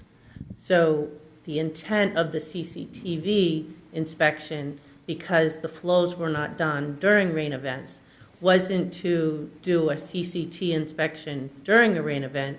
It's to actually, which would be way more beneficial, not to do it during a rain event so that you could actually see the condition of the pipes. And the results of that CCT inspection that happened on Friday, not a rain event, was that the first two sections of pipe, approximately 300 feet, showed cracks in the pipe, showed earth in the pipe, and we're recommending and agreeing with the town and with the reviewers that though that 300 feet, and with Gino, that 300 feet be relined. The section of pipe of the 12-inch line showed no fractures, no earth movement, and a clean pipe. So our recommendation of the 560 feet of pipe, or 568 feet of pipe that the peer reviewers were asking for the CCT to be done, because that's the crucial pipes that we're adding flow to. We agree that with the town, 2 sections of that pipe needs to be replaced. Not replaced, relined. Okay. And Gino is in agreement with that. He saw the review of the 300 or the 600 feet of pipe that was recommended. Okay, so I was going to ask Eileen, I don't think you've seen the CCTV. It sounded like it just went to Gino. I don't know if he shared that with you. And I Yeah, don't but to answer the question, I agree with Deb. You don't want it to be raining when you're TVing. Okay, great. Okay. And if we want to take a break, I have the results. I can give them to Eileen and she can look at them over right now. But the condition that the peer reviewers were asking for was the CCTV inspection and then a condition to assist the town in rehabilitation. Okay, all right. So I think we've got a good response about some of that information. Dan, did you have any other comments right now? Well, just now that we have the, is it Marissa or somebody's back on controlling the screen, can we see the swept path plan and ask the applicant to explain how that Sure, she can complies? put her hands right on it. So Marissa, it's the plan that shows the turnaround for the fire truck. Does this plan change now that the capacity is reduced in the housing? Now that there's less, is there more room to turn, or? Yeah, how does that change with the? Now the 6. Is the footprint moving at all for the structure to make any, the street's the same size, nothing's changing there for this turnaround, right? Just be the hammerhead, right? For the hammerhead. The hammerhead has not changed. Okay. Okay. And the Sorry, I just swept, haven't seen that. yep, no, and the swept path analysis has been reviewed multiple times from the fire chief and has been accepted by the fire chief. And the fire chief's the authority with jurisdiction, right? Well, he's the person who we've looked to, who should have the stakeholder who's got to be responsible for the fire truck turning around and making sure that it does what he expects when there's an emergency. It's sheet number 8. C8. That's state fire code. C what, sorry? C8? Oh, so where does this whole Keep going. analysis, what's? Back up. There we go. Okay. You had it. You had Deb, it. the standards that are promulgated for this type of turnaround, is that from the state fire code, or is there some other, The standards, we're required to do the swept path analysis of the largest truck in the town of Swampscott. But are you required by the local bylaw, or are you required by the state fire code? State fire code. So And I don't believe the applicants asked for a waiver from anything there, so. The state fire codes do ultimately bring things back to the authority having jurisdiction. Right, and so I think our jurisdiction is limited on state issues, There we go.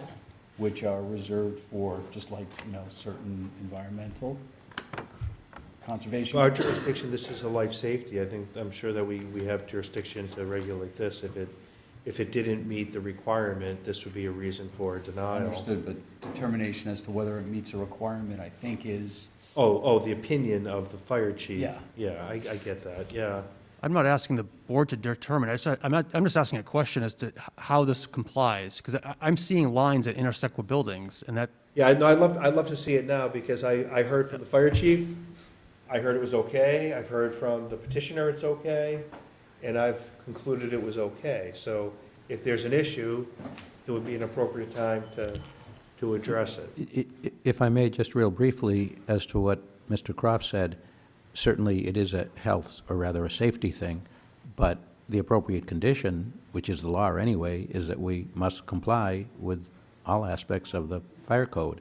And The one thing I do agree with Mr. Hill about is the technical term in the fire code is AHJ, authority having jurisdiction, which is either the chief or his designee, which sometimes is a deputy chief. So, we certainly know we have to comply. I don't want to go so far as to say that we're beating a dead horse, but the fire chief has, both to the applicant and in testimony to this board, said he's satisfied in all respects. So, I would agree with the chairman. It's not that you can't inquire, but based on the opinion that's been expressed by the chief, I simply think you put a condition as to, complying. Simple as that.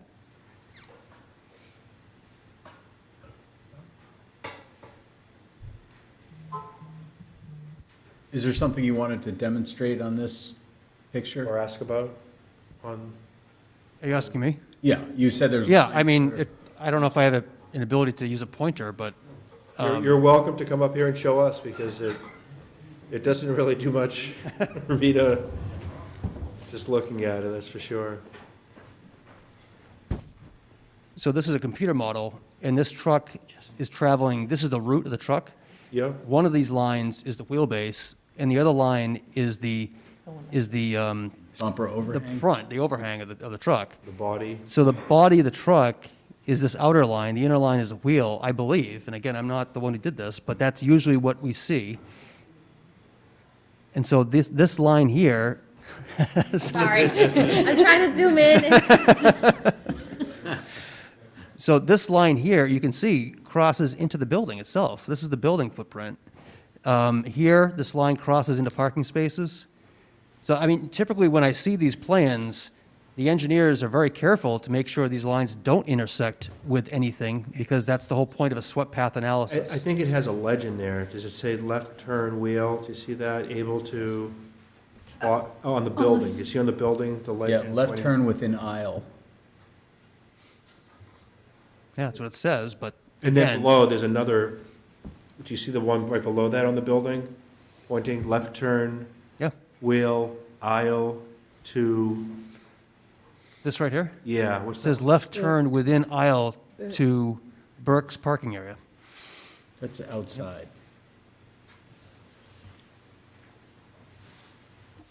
So again, I'm just looking at lines and I'm seeing them intersect. And I've seen a lot of these type of plans in my practice. I've never seen a swept path plan where the lines don't stay within the fire access lane. The requirement of the state fire code is that there be a fire access lane that's unobstructed. And so this is clearly obstructed. So I understand the chief sent you a letter. I don't know if the chief actually addressed this specific question. Well, maybe we should take a look at the chief's letter. I asked the chief, I believe, last meeting whether he had seen a swept path analysis. And I thought he said. I remember asking about the hammerhead, but I don't remember the swept. I'm not saying you didn't. I just don't remember it. I asked if there had been a swept path analysis, and the answer was yes. And we then asked the question specifically whether or not he was satisfied with emergency access for fire. Yep. And he said he yes. was Yeah. unequivocally. I believe I saw Chief Archer's Oh, here. awesome. Look at this, everybody's here. Oh. Chief, you should be able to unmute yourself. Oh, he's got his hand raised and everything. Perfect, I love it. Good evening. Chief, how are you? I'm well, thank you. How are you? Good. I apologize for not being there tonight. I fully intended on being there, but work intruded, so I was not able to be there in person. Regarding swept paths, the last meeting I was there, the discussion centered more on the hammerhead and that access, and the preference between that and a pass-through. The fire department has reviewed the swept path analysis. I've spoken with the deputy chief, and with lieutenant again last week. The fire department is satisfied with the swept path analysis. Can you see the screen, the plan that's up on the screen? I do. And the area that Attorney Hill raised as the area of concern, it looked as if the wheel or the body didn't have room where it needs to make the turn near the structure.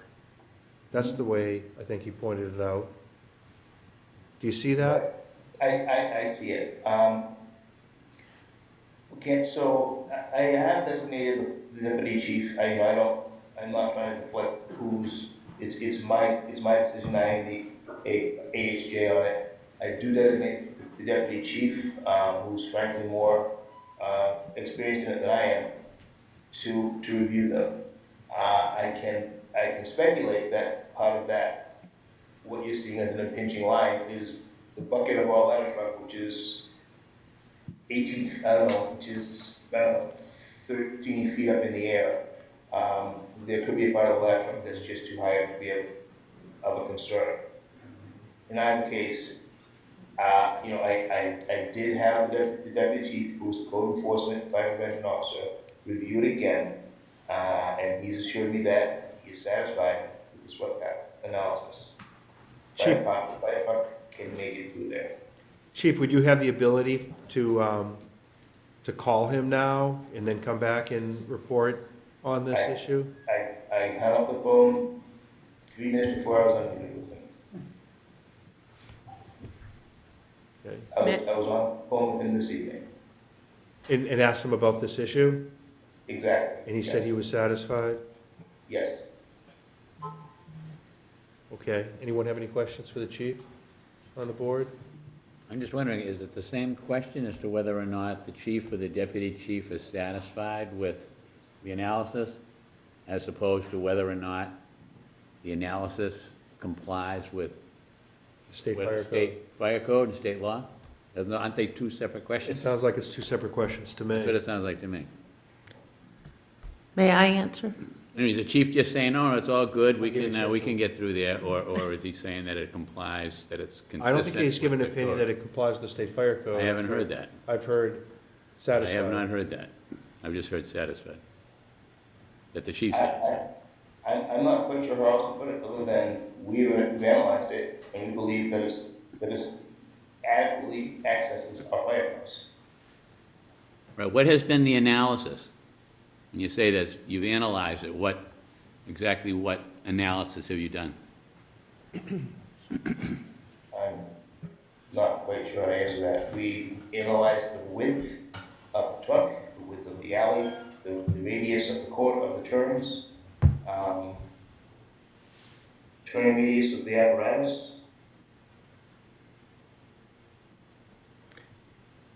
That's how we analyzed it.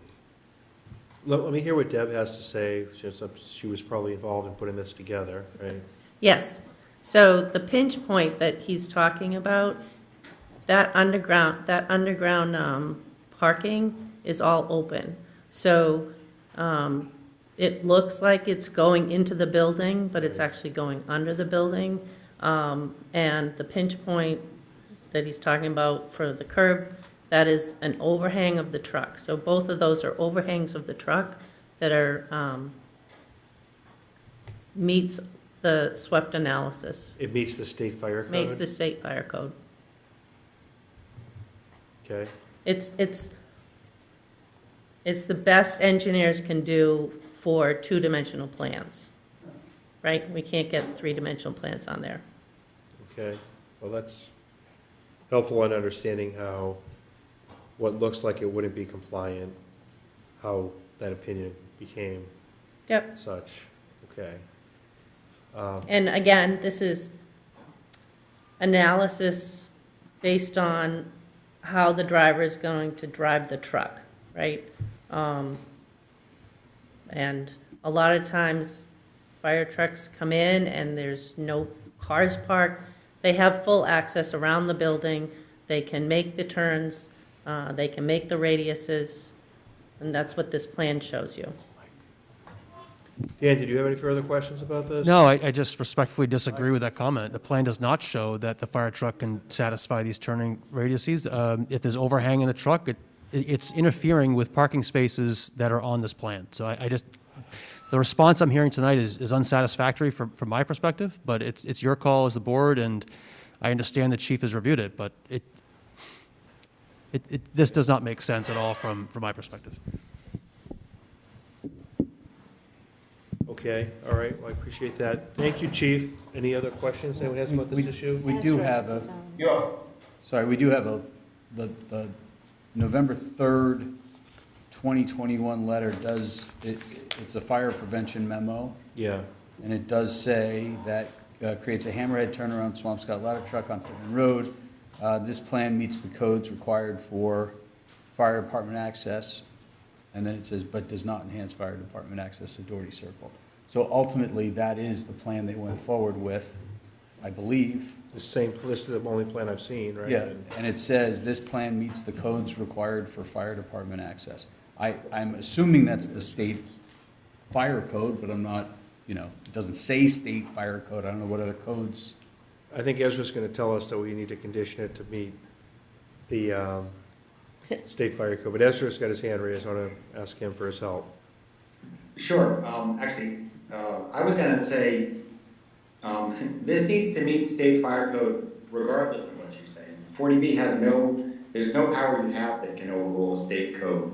So whether or not you say anything, it needs to meet state fire code, and that's on the applicant to worry about. But they do worry about it, and that's why they showed you that it met it. You could certainly add a condition, kind of belt and suspenders. We know firefighters love suspenders, so you could put that in. Just to make it clear, you're acknowledging for the abutters, for yourselves, that this has to meet state fire code. Your findings will indicate that they provided us web path analysis, and the fire department said, you reviewed that, and the fire chief said, I think on 3 occasions now, that this meets it. To me, of course, it's up to the board to decide what you want to do, but you're now in a position where you've got your own expert has said this meets it. We know that it needs to meet the state requirement, and an attorney for the abutters has said he doesn't think it meets it. I guess you need to decide which experts you want to go with. This is a difficult position that boards find themselves in, because in any case, where someone will disagree, I guess you want to try to go with the finding that you feel is most defensible. I guess the only other point I would make is I think this does introduce the hazard I was mentioning about keeping the hearing open. I do think you've been clear you want to keep it open, and I think that makes sense, but I think there is a real possibility that even when you have information, even when questions have been asked and answered, at the next hearing, people may ask the same questions again. And at some point, I think you're going to run out of time answering the same questions over and over. So, I guess the whole reason we consult the town officials and the peer reviewers is to get good, solid answers to the findings. And so I think at least on this case, I think at most we have those answers. So that was all I was going to say. Right, but I thank you, Ezra. I do appreciate that the neighbors engaged Attorney Hill, who's provided great analysis and opinions. So instead of, I think the neighbors were very effective in presenting some of their concerns and questions by engaging him. Instead of, like you say, we can hear a lot of the same comments and questions. He was very tailored in what he was looking to address. So I don't think that was I think that was a productive exercise. And I learned something important about what I understood incorrectly about the ability to put on certain conditions on the applicant. I wasn't aware that I could condition for some of these specific improvements that are caused by the project. So with that, I think it's time to let some other members of the public comment. So I'd ask people that are here if they have questions about the project. Yes. So I'd ask everyone first, state your name and your address before you begin for our record. Thank you, Mr. Chairman. Can you hear me? Yes. My name is Ann Driscoll, and my address is 2 Upland Road. And first, I'd like to thank WINN for the accommodations they've made. They have listened to concerns that have been expressed. But I think that there seems to be a rush here to close tonight on the part of WINN, when it's clear to me that there's still a need for people to have time, specifically our attorney, to have time to review some of these reports that came in at the last minute. And so since you have until June 12th. I see no reason not to extend the public comment and continue this process and allow Attorney Hill to be part of the draft review. Well, I told, I'm just one vote on this board, but my opinion is we're going to give them that opportunity. We're not going to close the public hearing, and I seem to feel that I had consensus from the board on that. And I understand WINN, they've been at this a long time. Our board's been at this a long time. We'll likely have a straw poll tonight, but, those aren't necessarily set in stone. Perhaps there's, while the public hearing is open, something that's going to change our minds, but I don't think so. But I am going to keep the public hearing open specifically for that. Great, thank you very much. Oh, sure, thank you. So we go over here. Great, thanks so much. Hi, my name's Mary, My name's Mary DiCillo, and I'm not an abutter to this project. I live over in 7 Rockland Street, far away from the neighborhood. I have 2 questions. One is a procedural question. What does a straw vote mean, and what's the purpose of a straw vote? And the second is, when in terms of conditions, it's been my understanding that there have been several projects in Swampscott that have had conditions placed on them in the past, and that for whatever reasons the conditions were not adhered to. So what kind of relief is there, or enforcement is there around conditions that get placed on a project? I do have some concerns around that. Thank you. Okay, well, thank you. I could tell you that, my opinion, we oftentimes, at the time we close a public hearing, we have debate amongst the board members, and we poll the board to see where they stand. And we don't get many 40Bs here. We haven't. It's been quite a while since we've had our last one. So, but on a project where we need a supermajority of somebody putting a deck into their side yard, we'll have an idea is it going to be a yes vote or a no vote? And they need 4 votes in that case. So that a person, if there are enough votes, we move forward with someone making a motion. Here, it's a majority vote on this petition, and we are going to have a straw vote because our time is coming close to an end. If we don't decide this case by June 12th, the petitioner could get a constructive approval without conditions. So there's a very tight time requirement that's required by law. So I, as the chair, am looking to poll my members and to see where they stand on the petition. They're not required to say whether or not they're a yes vote or a no vote. That's their individual decision that they need to make at the time that we have a final vote. But I think that we've heard enough evidence in this case that we can get an idea as to whether or not there are 3 votes that are yeses or nos, so that we can move forward to our next meeting and having the 15-page, 20-page document that's proposed findings of fact and perhaps conditions and waivers that is part of what we need to decide here, and do it at the next meeting. So there's a lot of work that gets done outside of the public hearing and drafting that decision, and we need to make sure we comply with the time. So I think now is the time that we have to be looking at this and saying, are you a yes vote or a no vote on this? You're not necessarily locked in, but I would think it would take something very persuasive to change that vote of a member. On your second question on conditions, we're not a board with jurisdiction to enforce the conditions. The building inspector would. And if the building inspector, if someone was aggrieved at the building inspector's determination, they could file an appeal that would get back to our board, and then we would have jurisdiction. But we put conditions in just about every petition that we decide. And in terms of a building inspector appeal, it hasn't been that many that I've had in the past 10 years on this board. I can tell you, 15 years ago, when I was on this board, we had a lot of building inspector appeals for questions about conditions being complied with. So there's a remedy if conditions aren't complied with.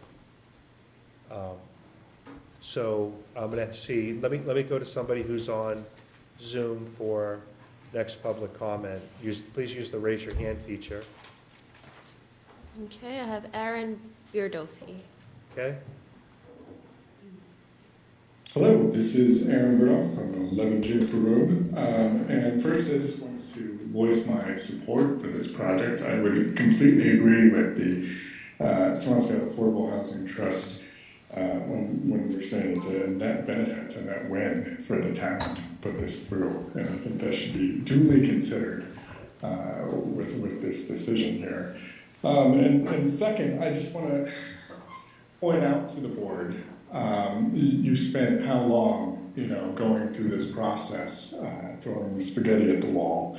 And, you say your top concerns are things like the rail trail, but you spent 90% of the time talking about parking and traffic. And, your actions aren't meeting what your values, stated values are.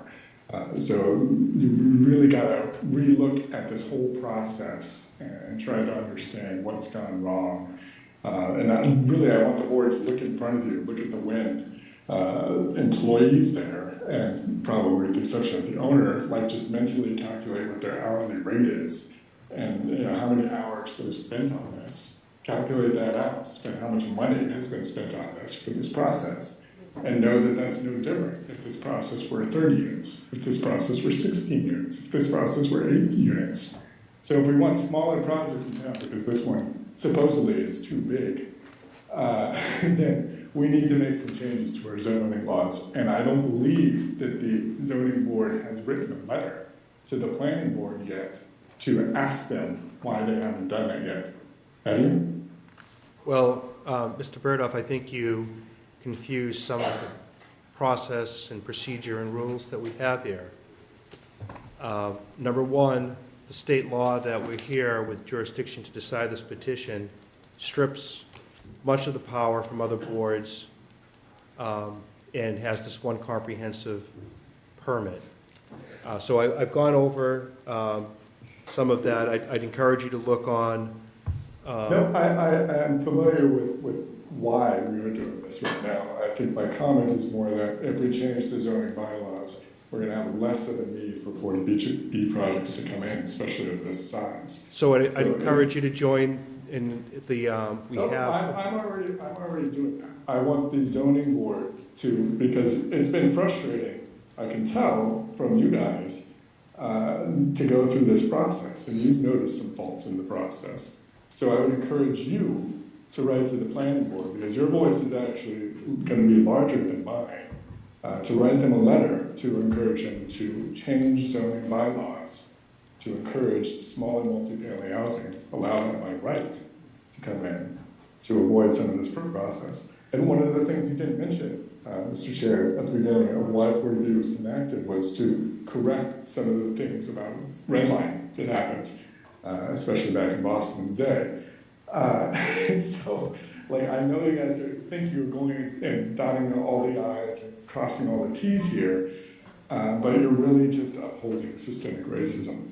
And it's astounding to me that I don't think people get that you're denying multifamily housing in Swampscott, which we haven't had in so long.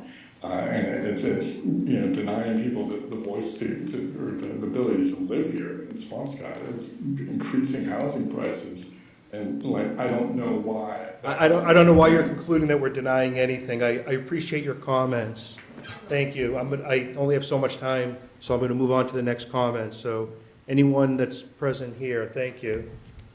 Have your name and your address, please. Hi, I'm Mike Wood, live on Upland Road.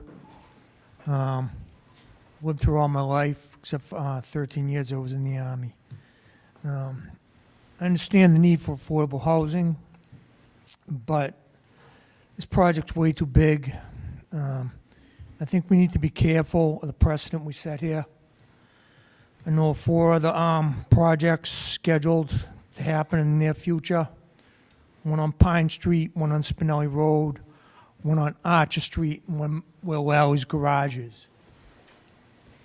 So the size, what we do here, is going to be important for all those projects. They're all watching to see what happens here. The Select Board, the Planning Board, Town Administrator, they're all opposed to the size of this project. There's 0 open space.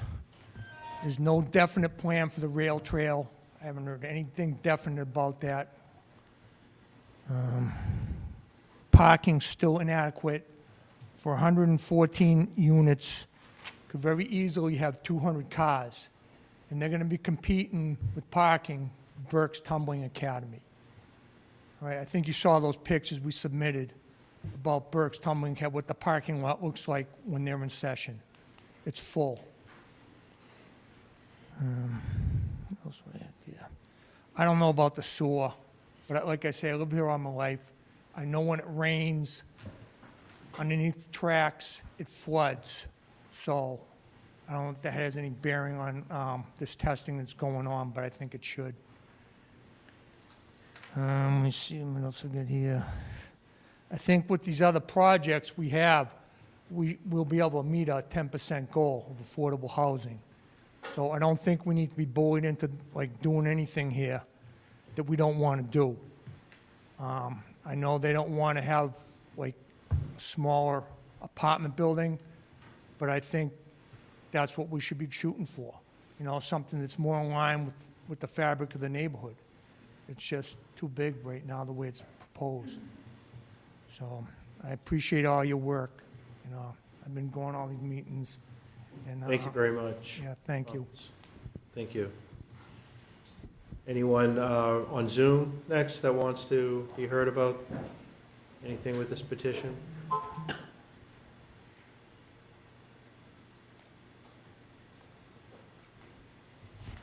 Anyone present here? I don't see any hands up on Zoom, so I have someone here. Thank you, Mr. Chairman, members of the board. My name is Robert Bradley. I live at 8 Littles Point Road in Swampscott.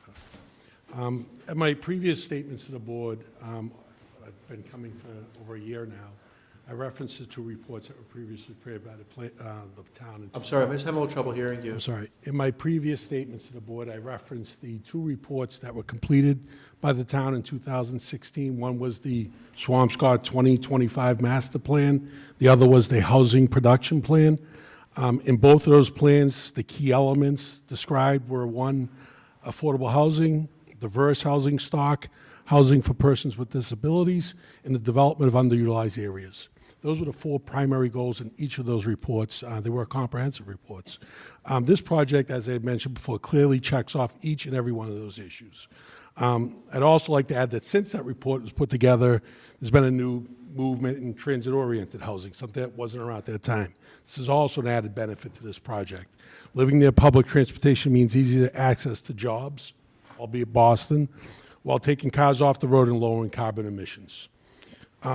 I would, contrary to the previous statement that you just heard, like to commend you on what you've done. 2 occasions now, Mr. Chairman, we've explained to the residents the process. It is a difficult process for the board, but I appreciate that. One thing that you won't find in the 40B laws, if we all look, is the types of 40Bs. There's what we like to call friendly 40Bs and hostile 40Bs. I think the lawyers would probably agree that there are 2 types. In this case, as I've said before, we have a friendly 40B. In every occasion, since I've been coming to these meetings, the developer has responded positively to any questions and comments, albeit back to the day when we were 128 units and they asked to be reduced, they went to 120. We were told that the building looked like a big box. It wasn't of the right vernacular to Swampscott. They went, hired a local architect who was familiar with the area, and changed the design drastically, adding significant cost to this building in doing so. Then the following meeting came up the rail trail. They volunteered to provide land to work with the town to come up with a way to make the rail trail work. And then most recently, today I hear for the first time, they now have lowered the units once again from 120 and 114 and increased the easement from, 10 feet to 20 or 25 feet. So it seems like every time something comes up, they've always addressed it positively, and I think that's a key thing to not lose track of. I honestly think if we were faced with a hostile 40B, it's going to be someone coming in wanting to put up 300 units and fight you the whole way. I don't think this town's ever going to meet its 10%, contrary to these other developments you referred to. I think you need probably, 340 more units? And since this 2016 report, all of the developments that were put up in this town, from the Hanover property to the assisted living down the end across from Walgreens, the middle school, I don't think there's any affordable units there. So our numbers have only gotten worse since the town spent all this time putting together 2 extensive reports. So whether we just throw those reports in the trash and completely ignore them, or we try at this point from this project going forward to try and find a way to get to that 10%. And again, 10% is a goal. It's not like, hey, we reached it, let's celebrate. It's a point that we should be. And being at, 3% or less, it's rather embarrassing at this point. I know, real quickly, I'll be done. At the last meeting I mentioned, and there were several comments afterwards, why does someone from another neighborhood care? Oh, he's from the other side of town, why does he care? Well, I do care. I've been a 30-year resident in this town. I've raised 4 kids in this town. And I'd love nothing more than to have any of them be able to live in this town when they graduate college. But guess what? There isn't diverse housing in this town for kids graduate college. There is an opportunity to take public transportation into the city with housing adjacent to it. This project provides housing for that quote-unquote missing middle, that group of kids out of school. So as a result, I got 1 in Los Angeles, 1 in Portland. I get a chance in my next door, maybe 1 could live in this town, work in the city, and commute. So I just hope that this board consider this and approve this project. Thank you. Thank you very much. Is there anyone on Zoom that wanted to address the board? I thought Mr. Perry was going to look to address the board. Is he remote? I promised him I'd give him one last. Yep, and I also have a hand raised from Justina Oliver.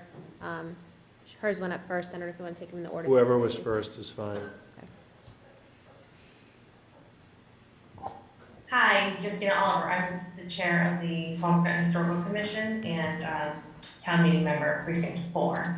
So I just wanted to bring up to the board, I'm sure you probably don't know, that we actually placed a demolition delay on the house at 35 Pittman Road.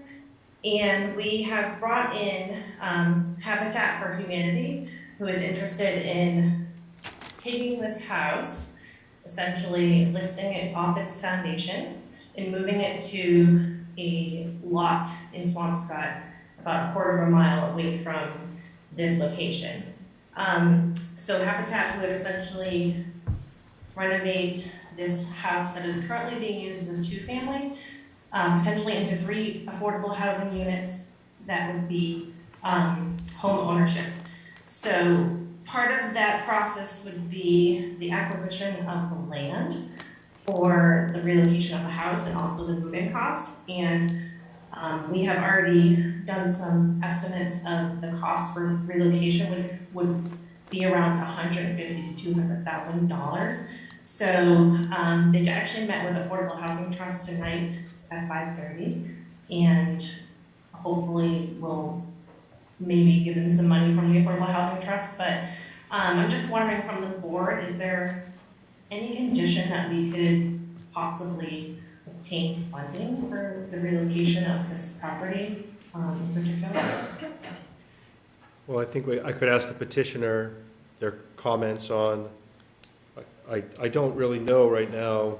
I wasn't aware that there was a demolition delay and historical involved, and I'm not sure what 40B does about waivers on that.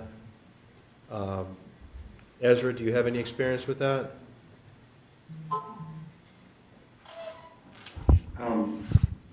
I have a little experience. I mean, certainly if it's a local preservation restriction or demo delay, anything like that, then 40B could allow the applicant to request a waiver from it. If it's any sort of federal protection or state protection, then they couldn't. But I think what the Justina is speaking about is the local historical preservation commission requirement. There was something in the file about this, so I was just quickly trying to look it up. That there was, they had interest in donating it. I guess to speak to her question, I mean, the idea of a condition requiring a contribution to help offset the costs, you can always put a condition like that, and they can always appeal it. I guess you would want to see, does the board have a compelling reason to feel that there's a problem created that the applicant has, and that this would offset that problem? I think typically the goals of 40B are exactly what you mentioned earlier about kind of health, safety, welfare, that kind of stuff. I'm actually not familiar with the case law about what's been upheld in terms of, historic preservation as something that is a compelling interest. I think I might refer to the applicant to just because I know they've been in discussions since I think almost a year on this with the town, the Historic Commission. I'm not sure what they have already worked out, and you might want to start with that as a baseline to understand what their willingness was to do everything, if that makes sense. So if the board felt they needed a condition on such and such, I'd say, as I said before, let's check with town council to make sure it holds up. But yeah, you could require something. Peter? Thank you, Ezra. What's being discussed, if it is the demolition delay ordinance, is definitely a local ordinance and is definitely subject to the zoning board taking action on it and to grant a waiver. Number one, we have requested such a waiver. It's included.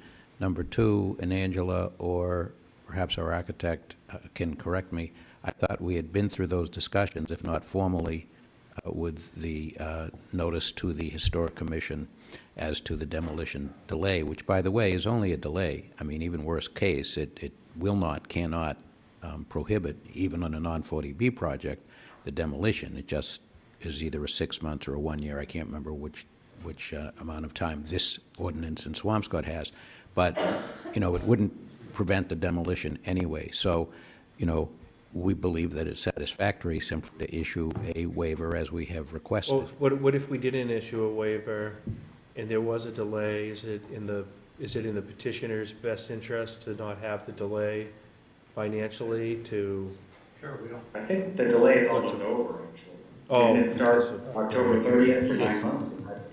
Yep. Yeah. 9 months. Yes, that's correct. Yeah. So, okay, right, so it's not really it's gonna essentially a moot point. I mean, as to habitat, I can only say I don't think it's appropriate to have a condition, and I don't know if it's at all feasible, but if Habitat or the town committee wants to talk to WINN, that's certainly fine, but it's really outside the domain of what should rightfully be a condition.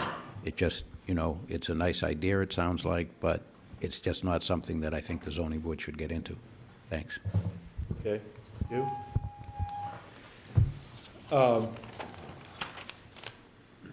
Mr. Perry?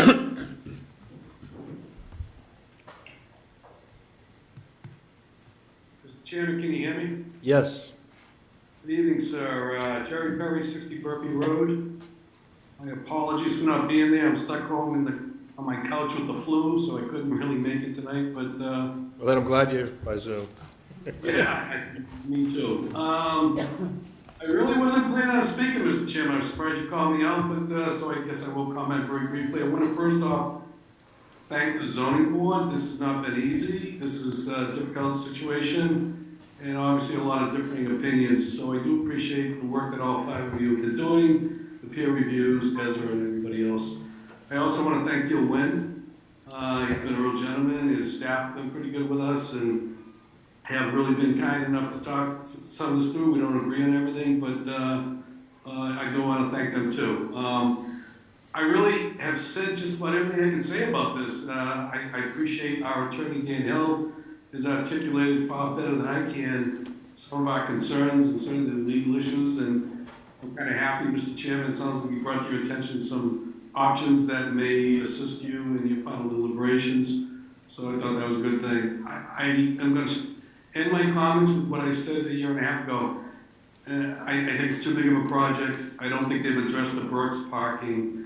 It's a concern. I think we all agree, even if you agree, pass this, it's to be problematic, and I'm really taken aback. I think you'd have to give some due consideration when the town administrator voices concerns about it, that's something you have to consider in your final thoughts, because it's gonna really challenge the community on a host of issues. But hey, I can't argue about the affordable housing issue, you know, all that stuff is good stuff, there's no good getting around that, but, I've maintained all along the project is too big. I do appreciate them dropping 6 new units, but the bottom line to it, I think it's still too big for this neighborhood, as you've already heard. The only thing I would add, Mr. Chairman, I really don't know enough about this, I'm not an expert in this area. I've discussed in the past the whole open space. I think we all agree there really is no open space with this project. Seems to me that the developers, they want this project, they should be investing in the community with some sort of open space. I don't know what you can, if you should approve the petitioner's request, but it seems to me that the petitioner should make a bit of an investment in, as opposed to the taxpayers picking up the tab here. It seems to me that the petitioner, for establishing goodwill within the community, should work with the T and whatever is necessary to get the permits to go under the railroad bed and pay for that. I think if they were to do that, it would be extremely well received as opposed to the taxpayers. If they're gonna come in and build this large project, I think they have at least I don't know about a legal, but a moral responsibility to invest in open space. And I would suggest if you can make that as part of your conditions, should you approve this, I would ask you to do that. Mr. Chairman, I guarantee you this will be the last time I speak on this. I thank you for allowing me to speak quite a bit. I thank you for allowing the abutters and the neighbors to speak. And I wish you nothing in your final deliberations. Thank you very much. Thank you, Mr. Perry. Okay, is there anyone else before we have our internal debate and our straw poll, as I described it? Okay, seeing none. So, Mr. Chair, just a couple of real quick points. Yes. Because somebody mentioned near the end about the Burke's parking and the photos. That was very anecdotal. There was testimony from the owners that that was some event that was not just that facility, as I recall, but more importantly, we did submit data. We didn't go over it tonight because we had a lot to talk about, but we did submit the raw data that showed from actual studies over the last several weeks of the parking number of cars at the Burke's facility, and it's always in the time frames that were listed for many days, just about all hours of the day when it was open. Very, very low use of the parking lot. So number one, we've answered that specifically. Number two, as we said earlier, we have added parking and also made accommodation on Pittman Road. The point about open space that was just made, we responded to that as part of our response contained in our overall submission, but specifically to Mr. Hill's point about that item. And, you know, the public should remember that we do have fitness room, we do have community room, we do have the roof garden, which is on the top of the building, outdoor, although not on the site. And there are some spaces on the site for areas for children. And of course, making the accommodation for the bike trail does create the opportunity for access to the bike trail. So we think we responded to all those points. And the final thing, I don't want to belabor it because I would never criticize a chairman of a board bending over backwards to have a fair process. I would like just to ask, in terms of whether or not you're comfortable closing, I don't really think that there are any open items. I mean, everything really has now been addressed, even the point about the fire chief. I see it as a very narrow area that swayed me from Mr. Hill, that the documents were uploaded through no fault of the petitioner. The petitioners worked extraordinarily hard to get through all the peer review questions, to get through all of this, but it was uploaded late. I told you I take a portion of the fault for not making sure Mr. Hill received that information. So just on that alone, I can't, in good conscience, close it. So I would give you the same courtesy to the other side. I would give anyone that came before me that same courtesy. As I say, I cannot criticize that, and no blame being placed by us, by the applicant. So I just wanted to give that one last shot, and I respect what you said. Thank you. Okay, well, thank you. Mr. Wood, we're looking to close, but we'll go. Just got one quick Yes. statement. I walk by that parking lot all the time, and there's all these cars in there. So I don't know, he's getting. Well, did you see the data that we alluded to? I don't know if you could hear back there, there was a study that was done of the Burke parking, I believe on 3 different days, and there were counts at various times showing the cars going in and out. It showed a volume of cars going in and out, but at no time were there more than 28 cars in their lot during those 3 separate days. So that only proves what was there those 3 separate days. We've seen pictures, we've seen photos. So I think the board is well aware of the demands of parking from the Burke Tumbling Academy, the cycle, the gym, everything that's going on there. So I don't know that we need to have any more evidence about that. I think everybody's heard a lot about the project, seen a lot of data, evidence, and I think it's time for us to really get an idea, because time is short for us with the clock running and having to be done by June 12th. Okay, you're welcome. So with that, is everyone comfortable with having essentially a straw poll about where they stand on the project? And I'm not looking to force anyone to make that decision. You don't have to make that today. You don't have to make it until there's a vote after we close the public hearing, which would be on the next date. So if everyone's okay with that, well, I don't mind. I'll put my my thoughts on record first. Although I could do it last, I don't want to sway anyone. I don't want to dominate. As the chair, I feel like so much. I'll go first. Yeah. Rather? Yeah. I'll go first if you'd rather. The recent changes have swayed me. I really think there's a sweet spot with parking. I didn't want too much parking. I didn't want too little parking. So I had this in my mind, if it fell between 1.1 and 1.19, and they end up at 1.15. So that solves that for me. The rail trail was another concern I had, and because we had that conflict between under or over, that's now resolved. And I had concern about the Pittman Road people losing all their street parking, and they've resolved that. So those were my 3 kind of standouts. And also, we do gain a bonus of a little bit of open space by cutting off those 6 units. And we do improve our density, so all the changes that showed up today have changed my mind to make me a yes. Well, thank you very much, Heather. Should I can leave it for the more senior person. You've been on the board for 20 years. You have. Yeah, well, I'll make some comments that I want to make that it's kind of scattershot. I don't have anything prepared. But I was initially opposed to the project, and then gradually WINN really won me over. The gentleman in the back there, I agree with him. He said that, they always had a positive response to all the various issues that came up, and I appreciated that. And they came in with more positive changes today, which I did not expect. That was a nice surprise. I've been on the board for 20 years, which is unbelievable, and I've never had so much paper, as this case. And I think this is a good case that really points up how difficult it is for a local board to deal with 40B, especially like this 40B, because there's 3 lawyers on the board, but we are not experts on 40B, not like Dan Hill, not like Peter Freeman, not even close. And we're not going to, and we can read the handbook that's online on 40B projects, and we can read some cases, but that's not going to make us experts on 40B. So we're at a real disadvantage.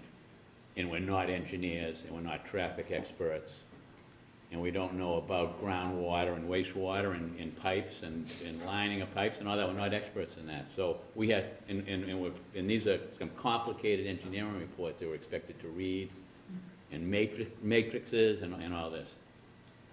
And this also reminds me of the history of, and is this project perfect? Definitely not. It has a lot of serious issues. I don't think I used to think that the traffic would be an issue, and I thought that when the landing was put up there with 184 units, I remember I couldn't believe, I thought that was going to be a major traffic nightmare.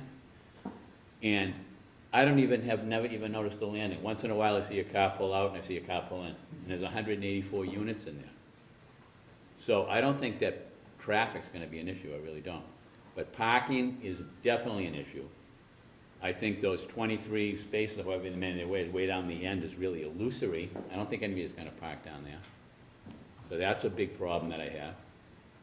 I mean, I drove down there and parked my car down there, and I looked back to see how far the building's gonna be. I can't imagine, I would not park down there if I had a car, like, you know, on a cold winter night. So I don't know how that's gonna shake out. But it's an issue, but there's gonna be issues. There's not gonna be any good place in town for this. This reminded me of the going back when the town was planning in the high school. And I remember hearing about all these missed opportunities that the town had for years, I guess, I don't know, I figured out how many years it was, but there were many years, 20, 30 years, I guess, maybe longer, that the town passed up sites that might have been better for the high school, passed up opportunities, and the land was gone, and it couldn't happen again. And this reminded me of that. You know, this isn't the perfect spot for it, but there is no perfect spot in Swampscott. It just doesn't exist. So whatever site is going to be selected for affordable housing or large multifamily buildings are going to have issues. Are going to have issues like this, you know? And but I just don't think that these issues are insurmountable and that they're not deal breakers. I think they can be dealt with conditions. I think that some improvement can be made in the conditions. I'm glad that we have Attorney Hill representing the neighbors, because I think that helps a lot, to have somebody on the other side who's an expert also. One of the conditions that I did have a problem with was the one having to do with the acoustic study. I didn't like the way the applicant chose to deal with that, with just a general, I forget, I don't have that in front of me, but I know it was, I think our consultant wanted an analysis procedure that, in accordance with the noise guidebook, whatever that is, and which is a very specific condition, but the applicant just wanted to be very general, and I think that can be, I didn't like that. I think that it should be conditioned along the lines that suggested by the consultant. And it's too bad too that we get like, you know, with all these units and how many with the number being affordable, it would just get really kind of just a small uptick, I think, from 3.7 to 5.7%, I guess. And me getting to that 10%, we're probably never going to get to that 10%, is the reality. But I don't know. I'm probably forgetting some other things I wanted to say, but those are my kind of general feelings at this point. Brad? Yeah. First, I didn't vote. I haven't voted. We'll vote when the time comes. so first I want to thank Mark, just before I say my thoughts, because this is a daunting process, and I think the way that you have administered it has been helpful, not just for the public and for the petitioner, but I think for the board members as well. So I appreciate that. I second that. Yeah. Yes. I think that, I think it was Aaron who said the larger point here that we've spent so much time not talking about. We've talked about parking, traffic, rail trail. You know, we really haven't spent much of these 6, 7 meetings talking about the affordable housing element and just how important that is and what a crisis it's become and how underperforming Swampscott has been for years. So, you know, when we have a project like this, you know, you hear somebody say, oh, it's too big, or I'm in favor of affordable housing, but I think we heard that 25 times over the past 6 months. I'm in favor of, you know, I see the need for it, but this project's too big. Our jurisdiction here is limited, and it's limited for a reason. That's because I believe the need is so apparent for affordable housing that the reasons that we can come up with to deny it are limited. And so one of the reasons to deny an affordable housing project is not because it's too big. Now, if it, by nature of it being too big, that factors into health or safety or open space or the design part, sure. But just in and of itself, the fact that it, it's a big project, yeah, it is big. And yeah, it does create a certain density. But that is, in and of itself, not a reason, in my opinion, to vote against it. When I look at our specific criteria and I ask whether or not this applicant has met those criteria, I believe it has. And again, like Dan said, this is far from a perfect project, but that's not the threshold that an applicant needs to meet. And so, one of the examples, for example, was parking. That was a definite concern of mine from the beginning. And I've seen how the project has evolved to satisfy those concerns. One of the points I'm still going to be concerned about are those bikes, because bikes, if this is a transit-oriented project and it's near a commuter station, it is really designed for that sort of commuter and alternate transportation. And the more bikes there are, the less cars there are. The more people riding bikes instead of driving, the less the traffic concerns and congestion hopefully would be. So I don't think 15 spaces or, what did we get to tonight, 39. I still am concerned about that. I'd like to see some specific conditions that are measurable. And I think Ezra had proposed some language that I thought was a good start. I had specific questions on the sewer and the stormwater. But again, I'm not an engineer, and so it's, to me, important to hear what the peer review experts have said. And I'm comfortable with their analysis. I do want to hear a little bit more about the lining and the 300 feet, but I do think I'm comfortable with that. And lastly, the fire safety. I mean, there's no more important, issue than whether or not a fire engine can reach this building, especially a building that is going to have hundreds, 150 or so people in it.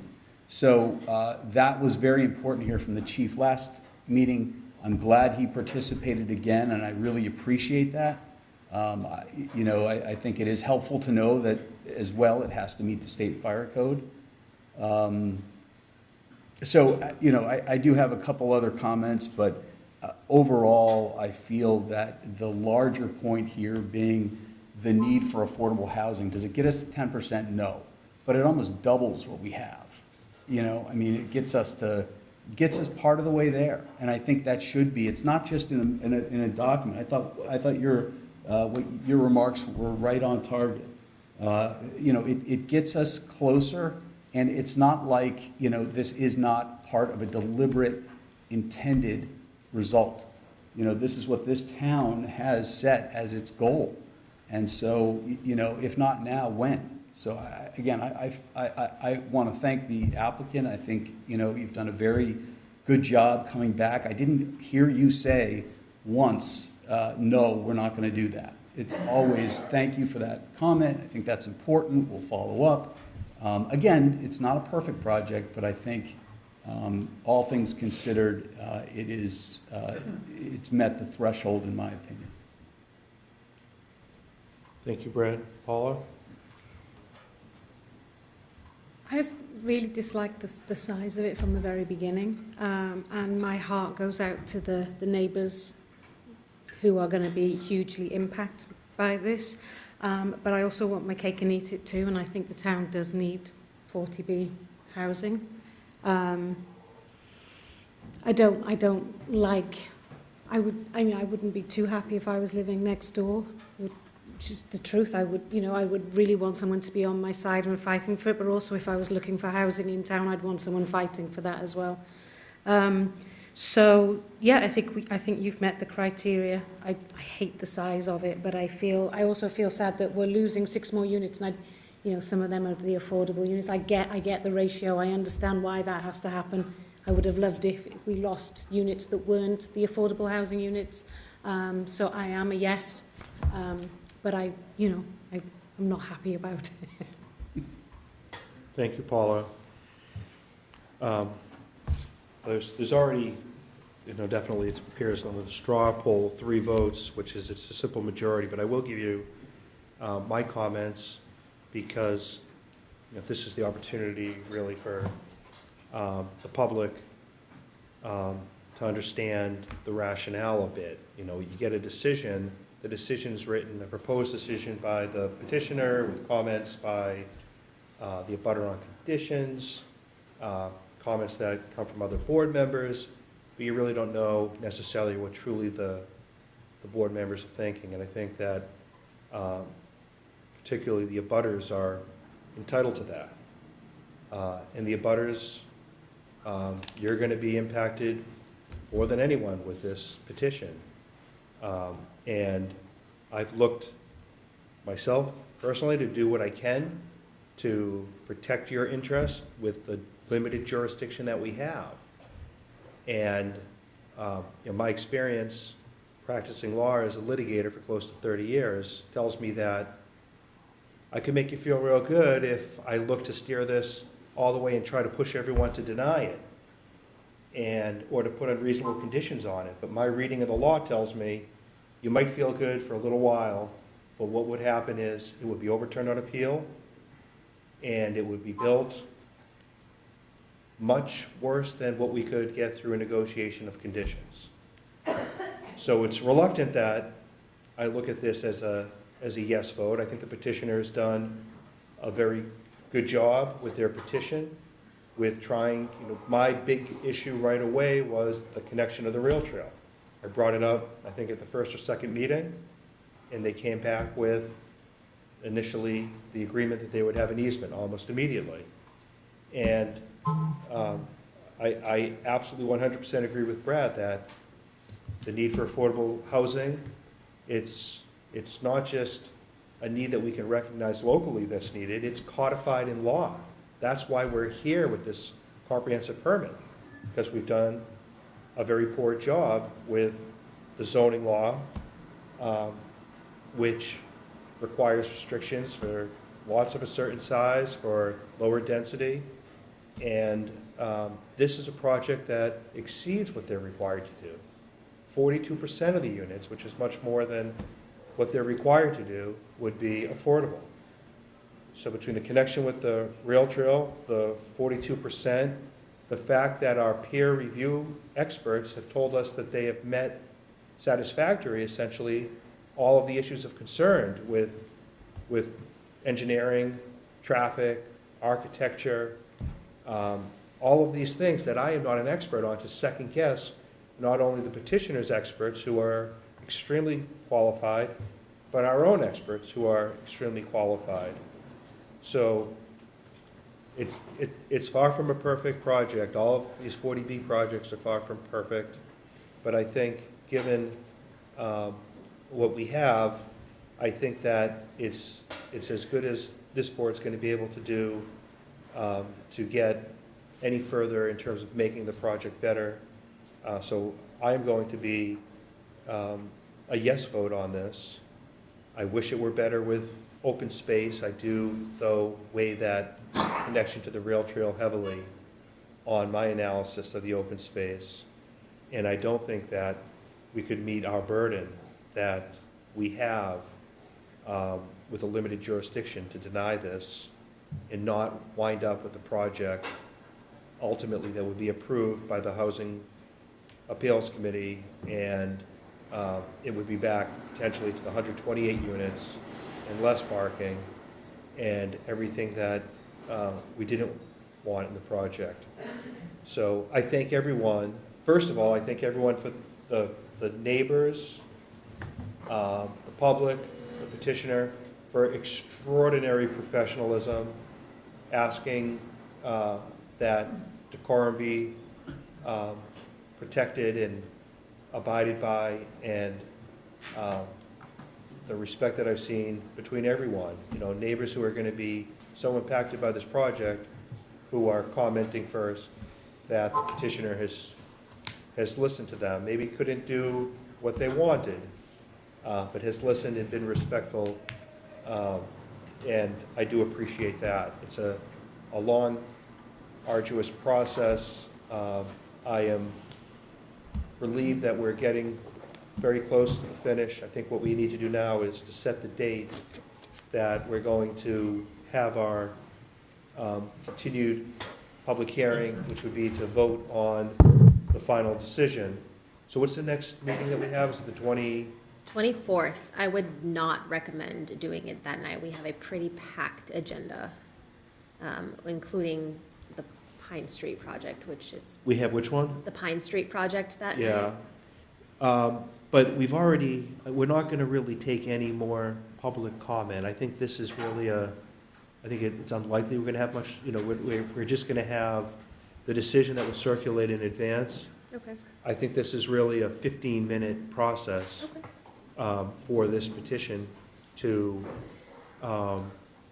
say no. I mean, if I would just, the findings of fact that I would look to make would be those contained in the written decision that's been circulated to all the members, and to adopt that decision. I don't know that I need to have, I'm going to ask Peter if he thinks I need to go through the exercise of having a motion stating everything that's in the decision, or if I can just refer to the decision. You can certainly just refer to the decision. I believe, well, it must be because we submitted it. It's already part of the public record, which means that the Right, public has and I'm had going to it. make changes. I'm going to Yes. listen to what Dan has to say for proposed conditions, and I would look to get to a version before we meet, and then I would look to make a motion to make those findings that are part of our record and to approve the decision with those conditions and waivers. And I'd ask my board, when we circulate that, to submit any comments they have, redline the decision, so that we get to just have a 15-minute hearing on this. Yeah, Agreed. Or if the 2 weeks is enough time, do you think, for the back and forth of writing? Well, we the have a decision? draft. I don't know, Dan, has had enough time for you. 2 weeks? I'm just worried about if I put it on for another date in June, and what if I don't have a quorum? And I'm worried about the constructive grant. I want to leave myself with a little bit of room.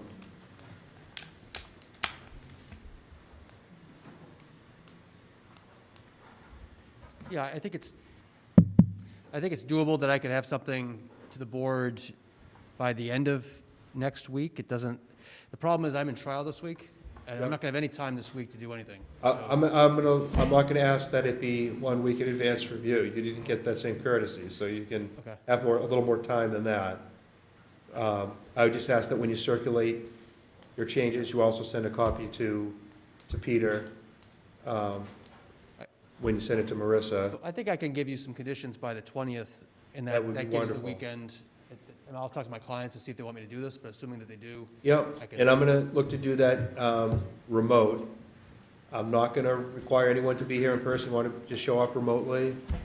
You can, but I definitely would appreciate having at least remote, having Dan here and having Peter here and Chris here,